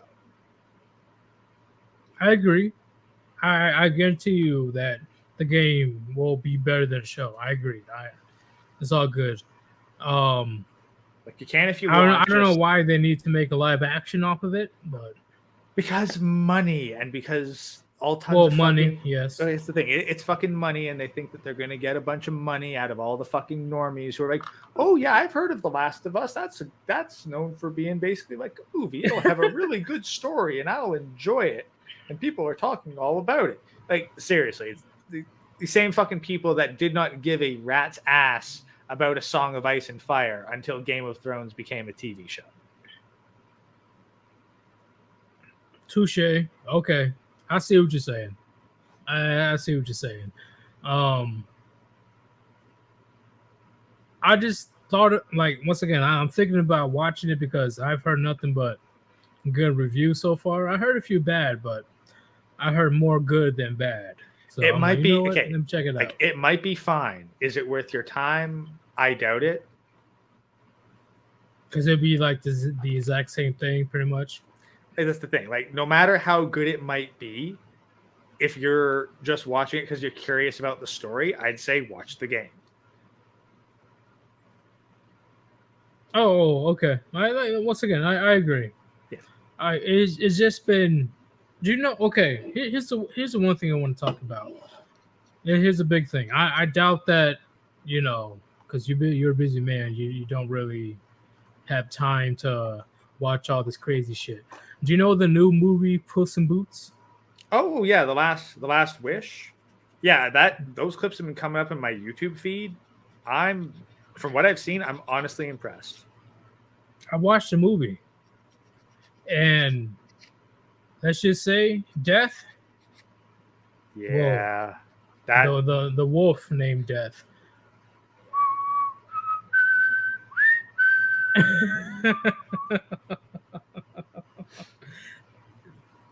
I'm telling you right now, I can't even put into words how good of a villain Death is. and that's the thing. Like, I don't even really see him as a villain. Like, he's a Oh, like, that's just a force of nature. Okay, I was wrong. Yeah, he's not a villain. Death is literally a force of nature. So Yeah. he had to emphasize that I am Death. Yeah. Like, Yeah, no, that is fucking terrifying, especially for little kids. Yeah, well, and seriously, there's a lot of like just straight up death in that film.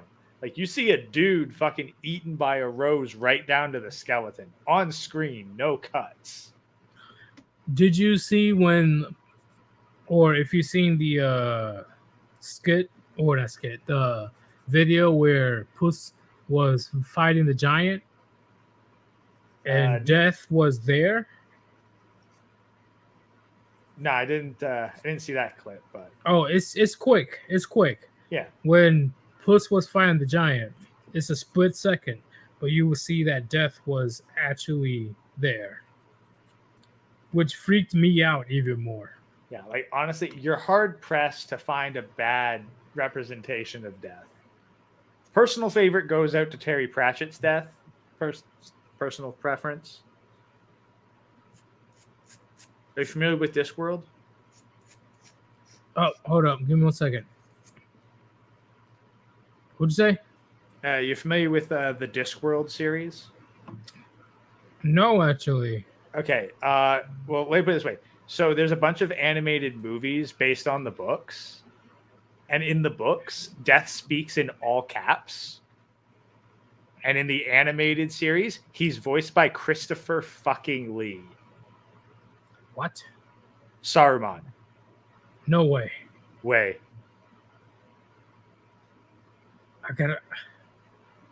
Okay, hold on. The full movies are up on YouTube. If you look up Discworld movies, like there's tons of them. It's amazing how much that actually got. The books are great, and the animated series are pretty good if you're a fan of like kind of older animation. It's pretty much me, but with no red bandana. Yeah, like he's basically you, no bandana, and blue eyes. Bro. And you know the voice that did Death in Puss in Boots? Not off the top of my head, no. He's the one that played as Pablo Escobar. Ooh, that's good. So I'm like, why is he so smooth with this shit? Like, why is the voice so terrifying yet comforting? That I looked him up. I'm like, damn, this is the very same guy that played Pablo Escobar in Narcos. And you know how charismatic Pablo Escobar could be based on that series. He looks a lot older though. I'm like, damn, you old now. Yeah. Oh yeah. He got some gray in him. You know, he got a little bit gray. Oh yeah. Oh yeah. And Father Saunders, Vampire Hunter D, beautiful pair of movies. Honestly, it was one of my. I really love the book series too, at least as much as I've read, which is a good chunk of them. But yeah, the animation, especially the second movie, which is based on the third book, Vampire Hunter D Bloodlust. Oh, if you're looking for like just some amazing fucking animation and you're into like just gothic action, Vampire Hunter D Bloodlust. So what is Hogfather? Hogfather is one of the Discworld series, and Hogfather is basically the Discworld equivalent of Santa Claus. Huh. So What does it mean by death explains death? Okay, Death actually has a pretty large presence as a character in that, and he explains a lot more philosophical things. I don't know, I haven't actually read that book in particular, nor seen the whole movie, but there's one scene in that where Death explains why people need to believe in things that aren't real. Like, what basically he explains in a roundabout way, why is it important for kids to believe in Santa Claus? Okay, but the big thing that I want to emphasize is a lot of children were afraid in the Puss in Boots, The Last Wish. Oh God, yeah, I can imagine. There Like, was it's fucking- definitely what's up? It's a scary thing. And then people want to say like, "Oh, Puss defeated death. Puss defeated." I'm like, no. No, Death walked away. yeah, Death. Well, that's the thing. This is something that I'm actually quite brilliant at, because I'd say that Death did kill Puss in Boots, because he killed the version of Puss in Boots that he set out to kill. You know, that arrogant coward who acted like he was immortal. Well, wasn't the main reason why Death went after Puss in Boots is because, I don't know, he was annoyed that Puss said that he laughs in the face of death? Well, that's the thing. Like, it was like Puss in Boots was an arrogant upstart. Because remember, like, the final lines was like, I came out to kill some arrogant fool who thought he was immortal. That's not the cat I see before me right now. Like, Puss's character growth effectively killed the person that Death didn't like. And so he took away the whole fun of it. Because Death was there to kill someone who was fucking pissed scared of dying and to crush the ego. And instead it was someone who was absolutely understanding his mortality and willing to fight for it, even knowing he was going to lose. Agreed. And Puss said, Solitaire says, Puss was down to his last life, wasn't he? He was literally at the end. Yes. Yeah. He was at his last life. Yeah, but then you see the montage of his other 8 deaths, and they're fucking pathetically trivial. And like, he literally just walks off a building while drunk for one of them. I remember that scene. I'm like, okay, I can see myself going like that.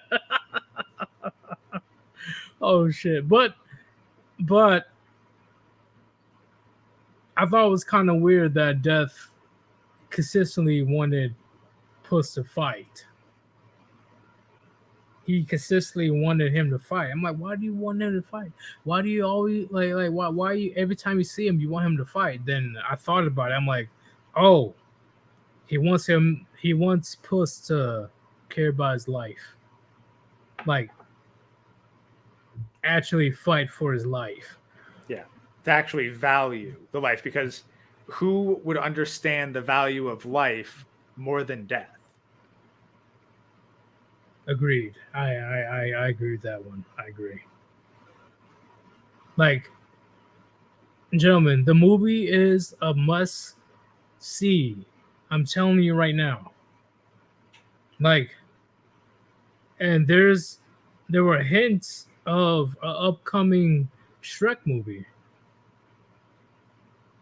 I mean, like, if they get the same team to work on it, like, I haven't seen a Shrek movie since the 3rd one. And I completely skipped out on the Puss in Boots stuff, but seeing the animation behind this. Oh, the animation. Like, they have learned.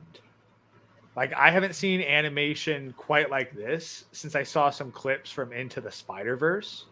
Like, they've learned the value. So it wasn't just me, Gray.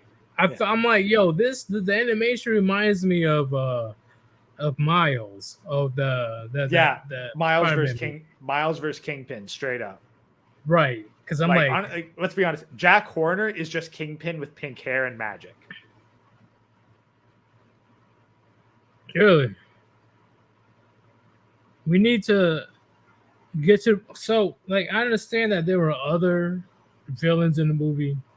I understand that. But the biggest villain that made the gigantic in my opinion, I'd be surprised if the voice actor for that movie does not get an award. Oh no, don't be animation like gets no fucking respect. Yeah. Yeah. That as someone who studied and tried to get into the animation industry, like animated movies get no fucking respect at reward shows ever. So no, he ain't gonna get shit. Unfortunate because he did a great job, but because it's an animated movie, it's never gonna get any respect. It's a. Do you think? Okay. See, do you believe that this movie is a big lesson to the younger crowd when it comes to mortality?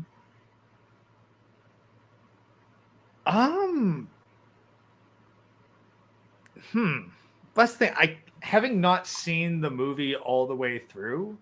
Right.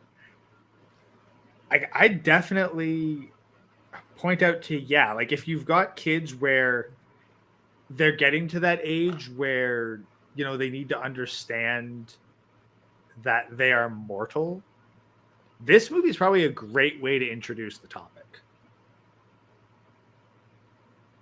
Like, even as an adult, even adults were speaking profoundly about death after that movie. Yeah, because it does tackles those kinds of themes. Like, that's the thing. Animated movies, ironically, treat adult topics with more dignity than movies geared towards adults do. That is true. I agree. I just need to let you know that movie is worth it, and you guys need to go see it because I'm very picky when it comes to my movies. Yeah, very picky. Honestly, probably worth seeing in theaters. Like theaters, yes, theaters. Make sure you get your very buttery popcorn, stale popcorn. Like personally, I ain't going out to movies because I ain't got the fucking time. But from what I've seen of the clips on YouTube, it looks like it would be worth the price of admission for a theatrical experience. Just stick some Skittles in your boots or something. And Solitaire says because they speak to the child in all of us. I wouldn't say no the child in all of us, but the movie definitely reminds us that death is always lurking. Yeah, death is always watching. And that's the thing. And I don't think that it's because it speaks to the child. It's just, I don't know. They speak more maturely. Like, I will go on for ages about Batman: Mask of the Phantasm, which it's an animated movie. Kids can watch it. I'd say that it probably doesn't even go as hard as Puss in Boots. But yeah, Batman movie is more tame than Puss in Boots. But even it's got a fucking... Okay, wait. Batman: Mask of the Phantasm, like there's a body count within the first couple minutes. True, but what I'm saying is when it comes to the Puss in Boots movie, I wouldn't say it's the child in all of us, but I would say that it reminds us that death is always lurking around the corner. Yeah, but that's the thing. Like, it doesn't need to be a kids movie for that to be a thing. No, but it's just that movie. No, but it's kids movies that treat kids as intelligent in that way. Like, whereas if you were to have the same movie, okay, let me compare a movie. Let's look at two movies that were made for adults with adults in mind. And the easily triggered or traumatized. This is your only warning. Bee Movie and Sausage Party. Oh, I actually know about that Sausage Party movie. Yeah. Okay. That's what happens when you say, "Oh, hey, make an animated movie for adults." That movie was funny, not gonna lie. Oh God, I did not want to watch it. It was like, Jesus. It was Fuck very you. corny. It was very corny. Okay, like it wasn't a good movie, but I didn't get a few chuckles in there. Honestly, I probably would have walked out of the theater if I'd gone into the theater for that. Sausage Fest? No, Sausage Party. No, it's Sausage Party. Pliskin. But Yeah, no, at the end of the day, the Puss in Boots movie, the what's it called? Was it The Last Wish? It resonates with all parties, which is why, in my opinion, it's beyond successful. You know, the kids will think that, oh, look at that big bad wolf, oh my god, he's evil, yeah. But the adults know that the wolf represents death. well, that's the thing. Like, I don't think that the kids would say the wolf is evil. They'd probably just say that he's scary. Okay, yeah, at least scary. Yes. Like, scary. they'd be scared of him, but I don't think they'd call him evil. True, but when was the last time DreamWorks made an actually good, quote unquote, antagonist? Well, as has been said in chat, Prince of Egypt was fucking stellar. Okay. But like that was a long time ago. Fuck. Because DreamWorks- the fairy godmother, she was like, like, Nah. she wasn't scary. What else? No, I don't think you could put down any of the Shrek villains as particularly scary up to this point. Well, what other DreamWorks? I'm gonna look it up. Never ending story. That sounds familiar, actually. Let's see. Road to El Dorado had some decently spooky moments. Oh, Chicken Run. Chicken Yeah. Run had a scary fucking villain. Really? Dude, have you seen Chicken Run? Hold on, let me look it up. You've 'Cause probably listen, it's been a while. You've probably seen Chicken Run, man. That fucking antagonist lady in that was scary as fuck. Oh, yes, I've seen Chicken Run. Okay, yes. Yeah. Sinbad Eris was just fucking hot. So Let me see.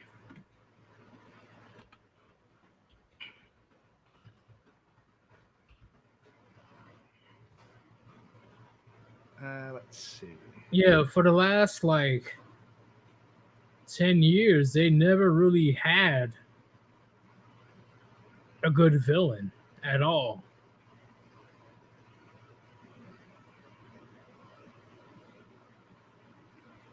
Or at least since 2010 and onward, they never had a good villain. Yeah. No, they DreamWorks. haven't had a good villain in a long time.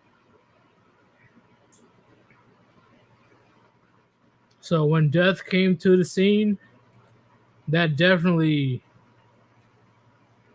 how you say, was a good thing for not only the kids that are watching it, but for the adults. Because once again, it's like 12, 14 years later.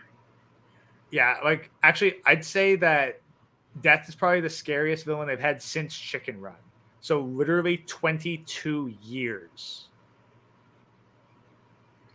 Shit, that's a long time. They haven't had a villain as scary as Death. And the last time was basically the warden of a concentration camp. I agree. And Chad, if you don't know what we're talking about, look, go ahead and watch Puss in Boots: The Last Wish. There's Whether there's it's death compilations and edits all over the place. The internet's gone fucking crazy for this guy. seriously, and in my opinion, the voice acting was crucial to bringing about death. And I thought, like, okay, if the voice actor that played as Pablo Escobar in Narcos wants to play as Death, is there really a difference? Because you guys know how dangerous Pablo Escobar is.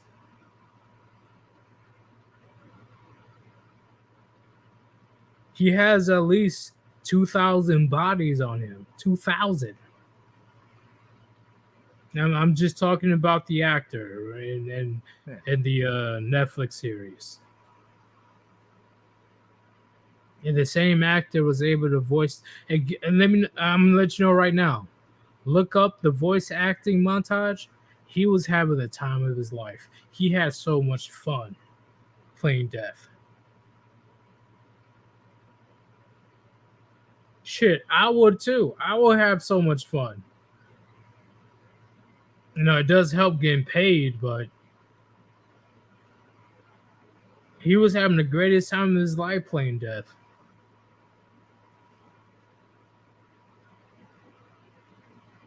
Would you agree, Gray?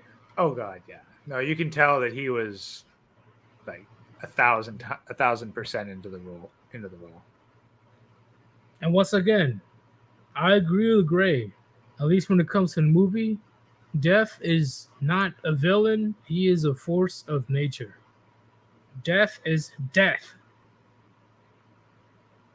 You could run, but you cannot hide from death.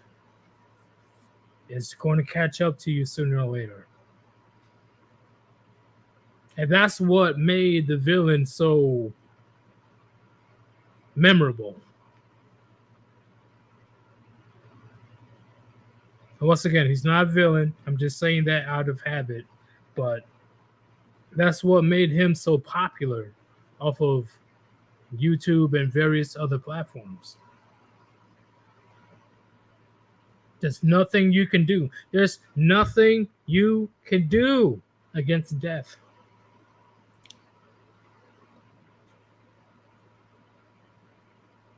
At least the adults understood it.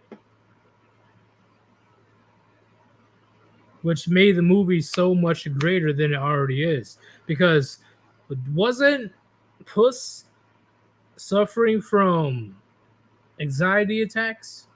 Panic attacks?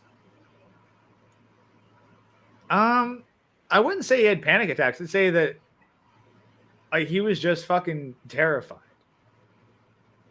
Like because Whoa, wouldn't that like be... like that's the thing. Like all the other times he hadn't been afraid of death, but then he realized, oh shit, I'm on my last life. But his hair just stand up off of the whistle alone. Yeah. Well, that's the thing. Like that's just he got fucking goosebumps. It's his fear reaction. Like it's not a panic attack. He didn't like fucking collapse and go like I can't breathe. He fucking got the hell out of it. He did. He did. Well, okay, again, I haven't seen the whole thing. Yeah. I once again, like I see what you're saying, but when he was escaping death, he definitely had Well, that's the, I can't breathe. Yeah, like he was panicking to be sure, but I don't know if that's the same as a panic attack. Might be splitting hairs on this. Well, when he recently finds out that, you know, the entity of death is trying to end him and he's on his last life. Like I'm sure a lot of people will eventually have some type of panic attack or anxiety. That's the thing. Like, It's the kind of film where it'd be curious to go through and be like, right. Was he actually in danger? I will say yes because Well, no. Hear me Death out, was hear me on out. his ass. Yeah. Okay. Yeah. Death was on his ass, but when did he show? But when did Death show up? On Because his last life. well, okay, not yeah, his last life, yes, but it's not like he showed up when Puss was fine. No, Death was there on every single one of his deaths. Okay, He was I'm there, talking about the but last he day. didn't- Like, okay, his first appearance, they're at the bar. Puss is drinking. technically that wasn't his first appearance. No, but his first appearance in the main plot of the movie. Like Death shows up and says hello.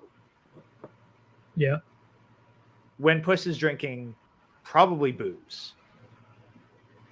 Yeah. Or he was drinking milk or something like that. Yeah, but it's in a bar and he's got a shot glass. It's Yeah, booze. I understand what you're saying. Now, let me ask you this, Yi. If you were in a bar, depressed as hell, drinking booze, and then some big dude with a cloak and a scythe and a fucking skull for a face shows up behind you, are you going to keep drinking? No. Yeah. And then the next time he shows up, isn't that when, he's in the middle of a fight where people are getting yeeted left, right, and center? Yeah, I definitely would not be drinking at that point. Yeah, I definitely be focused on that guy. No, like, I don't know. From what little I saw, it appeared that Death primarily showed up like when Puss's life was actually in risk of dying. Well, he tried to. Okay, I wouldn't say he tried to make it calm. See that's the thing. That's the thing, and I agree with you, Gray. When Death showed up and he wanted his quote unquote autograph, and was pointing at the exact word "dead" on his bounty poster, Death could have taken Puss right then and there. He didn't even have to show anything. Death could have just taken him out right there. Boom, done. But like we said earlier, right? Death wanted Puss to at least appreciate or fight for his life. Yeah, keep in mind, like, Death had Puss literally by the throat, and rather than snapping his neck or just taking his head right then and there, he fucking runs him along the bar and tosses him away. Agreed. I completely agree, because once again, Death is Death, but he just didn't like that Puss laughed in the face of Death, aka him. That was his main problem. That he's pretty much laughing in his face. Well, that's the thing, because I don't even think it's that. It's that the reason why Puss laughed at Death, like, that was his problem. Reason? Yes. Okay. Because the reason that Puss laughed in the face of Death was not because he was unafraid of death, like that, as in accepting of it and ready for it. It was because he didn't value his life.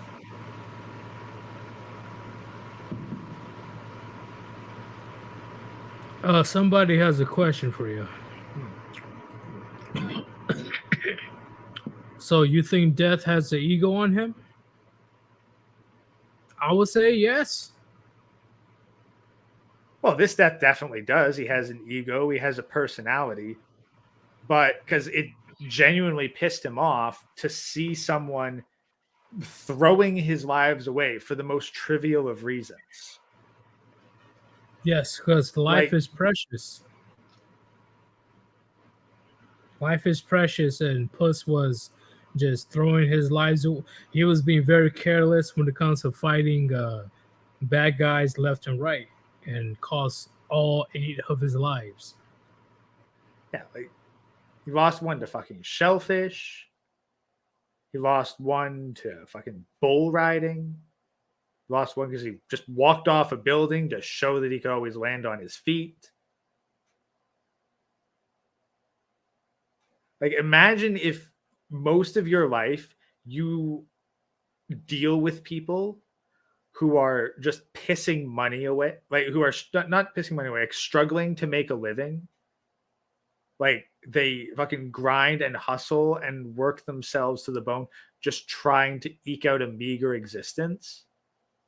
And then you run across some dude who's just fucking flaunting his money, throwing it everywhere, not really giving a shit about it. That'd piss you the fuck off, because it's basically pissing on all the hard work everyone else does.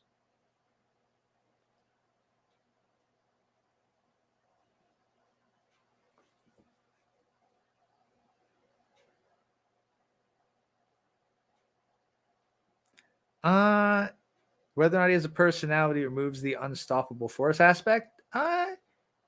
No. I think you can still give them a personality and have an unstoppable force. Also, Yeet, I can't hear you. You might be muted. No, I'm here. Okay. Let's take a quick break. Yeah. But no, like, like force of natures, they don't, like, they can absolutely have a personality. They don't need to be dead. And I think that death is proof of that. Yeah, Because force of nature is if you take away the movie and all that stuff. Yeah, because the death, he is an unstoppable force of nature. Like, you don't beat him. All you can do is resist him or run away from him. Agreed. I definitely agree. All you can do when it comes to death is welcome its warm embrace. Because unless you got some medical personnel by you to help you stay alive, you're fucked. But even then, eventually, even medical professionals can't save you. Eventually. Like, that's the thing. We are technically dying piece by piece all the time. It's just that we're creating new life to replace it. And we're able to have our life outpace our death for just long enough to get a full functioning lifespan, until eventually we're dying too fast to replace, and then the whole system breaks down. Right. And I don't know about you guys in the chat, but I think about death often. I think about death all the time. Death is what motivates me to keep going. Because you don't come back from death. You don't. So this movie was fucking phenomenal, optimal, how they portrayed death. I was blown away how they're able to fit that into a children's movie. And keep in mind, like, that's like, death isn't even the main villain. Like, he's really the secondary villain, the one personal to Puss. The main plot is all about stealing that wish map from Jack Horner. Agreed, but death took the entire show. That's why you see. Oh, what's up? Oh yeah, no, he absolutely stole the show, because he was very much representative of Puss in Boots' personal character growth. Yeah, and you see death everywhere on YouTube. So look up the movie, look up the name, Puss in Boots: The Last Wish. You will see death on a shit ton of goddamn videos. Because children and adults enjoy that fucking movie because of death. You just can't get past that shit. You just can't. Like he explained it in the movie, like not metaphorically, not this and that, not any fancy words. I Allegorically, am rhetorically. death. Straight up. Oh, what'd you say? Allegorically, rhetorically, metaphorically. Right. Like how I will be just as fucking terrified as Puss in Boots. I will be fucking terrified. Oh yeah. And I think it's kind of neat that they had the dynamic foil of two completely different dogs. Because you had Death scaring the shit out of Puss, but then you also had like the little optimistic puppy that actually helped Puss realize the value of life. Yeah, the puppy I thought was fucking like I was laughing my ass off when it comes to that puppy. that puppy is so optimistic. Like I don't know how to explain it. Like definitely personifies a dog. If you have a dog, especially a puppy, you know what I'm talking about. Puppies, they're able to live up any room that the puppy sets foot in. And I think that's what they were going for when it comes to that dog. Definitely, because keep in mind, like when Puss was running from death and he was like collapsed under that tree breathing hard, like the puppy was the one to come up and calm him down.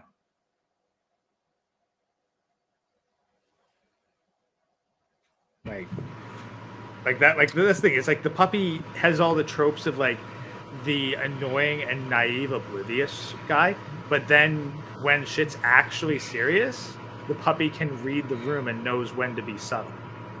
Right. I definitely agree. And Chad, I don't know if you're going to enjoy the movie or not, but once again, since I have many brushes with death, I thought that movie was a fucking masterpiece. For a kids movie, I thought it was a masterpiece.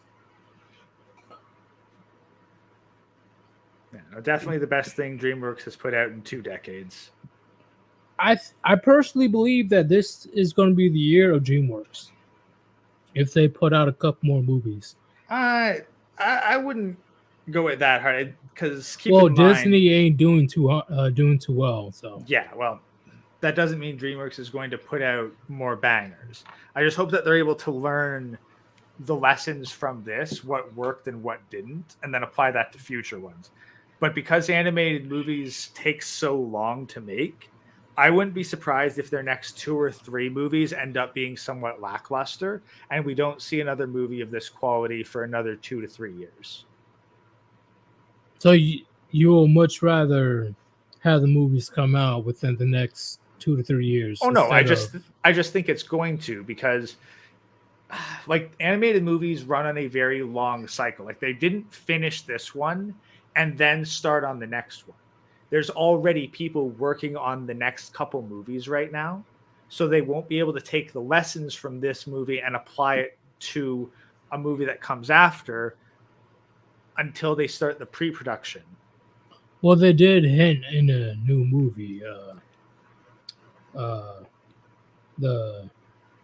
at least how I interpret it, they hinted at a new Shrek movie. Yeah, but they can hint at that, but that's like if you go to the Wikipedia, you'll see the movies they have announced. I don't think any of those movies are going to reach the levels of Puss in Boots, simply because they won't hit that level of success. But any movies that they announce within the next, say, 6 months, and those movies probably aren't going to be released for another couple of years, just because an hour and a half animated movie takes a long time to make. Well, I think at least Shrek movies will have that type of success because it's Shrek. You know, everybody knows what Shrek is. Yeah, but Shrek peaked at number 2 and never really got back to there. Touche. I agree. Just because it's a good franchise doesn't mean that the writing and character stuff's going to be good. And well, the first movie is the best movie, in my opinion. the first movie's the best. The second one was like a really good, solid sequel, and had a lot more. Like they definitely felt a lot more free with their creative elements. And then the third one, I was honestly disappointed in. Is like, this is kind of lame, and I didn't even bother seeing the fourth one. So, at least 2 to 3 years before we see a solid DreamWorks movie. Assuming they learn the lessons from Puss in Boots, I'm saying that the soonest you're going to see another movie on this scale is 2 to 3 years. Which I don't mind. I honestly don't mind waiting. I really don't. Yeah. You know, I'd much rather them do that than to put out some unfinished garbage like Battlefield 20, whatever the fuck it's called. 2077, 20. That was the worst launch in the history of launches. DICE failed me. All right. Well, God, it's almost 4 hours. Like it's fucking 2 a.m. here. I gotta get some food and go to bed. Oh, okay. If you're trying to head out, then it's all good, man. Yeah. Sorry. Like I know how this goes. We will keep going for another hour solid. What's your final thoughts though when it comes to today's topic? They promote this shit.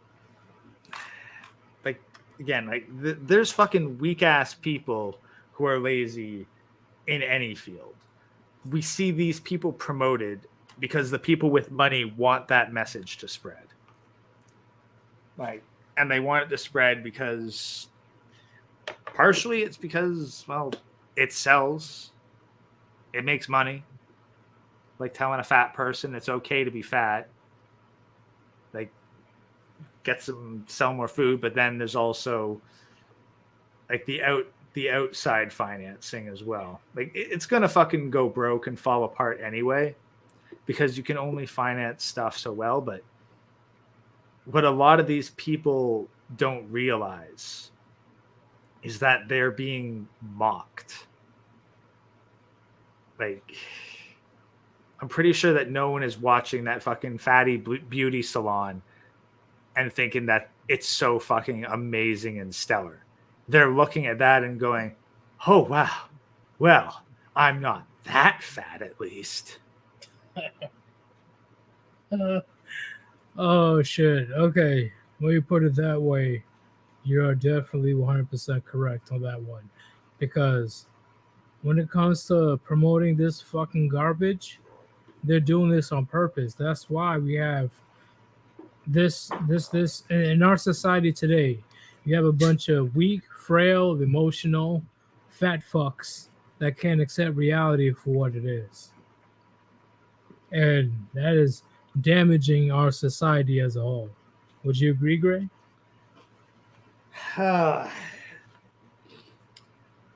Well,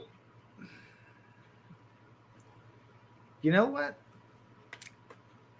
It wouldn't be as bad if they didn't have to shit on the parts of society that keep things going. Because keep in mind, it's not so much that getting men to be weak, frail bitches, like promoting that shit, that's not necessarily what's fucking over society.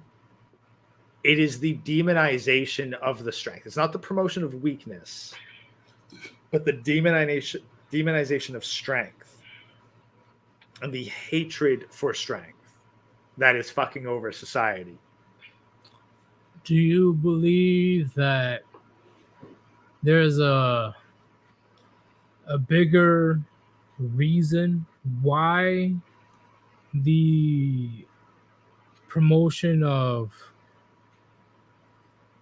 you know, being strong is wrong? Like, do you believe that there's a bigger picture? I definitely think that there's people higher up at the top wanting to do this.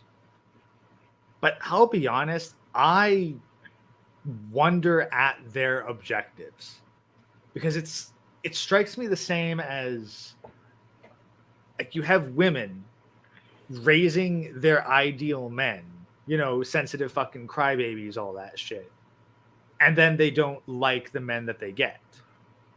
And meanwhile, you have these top executives raising a whole bunch of weak, effeminate, emotional men.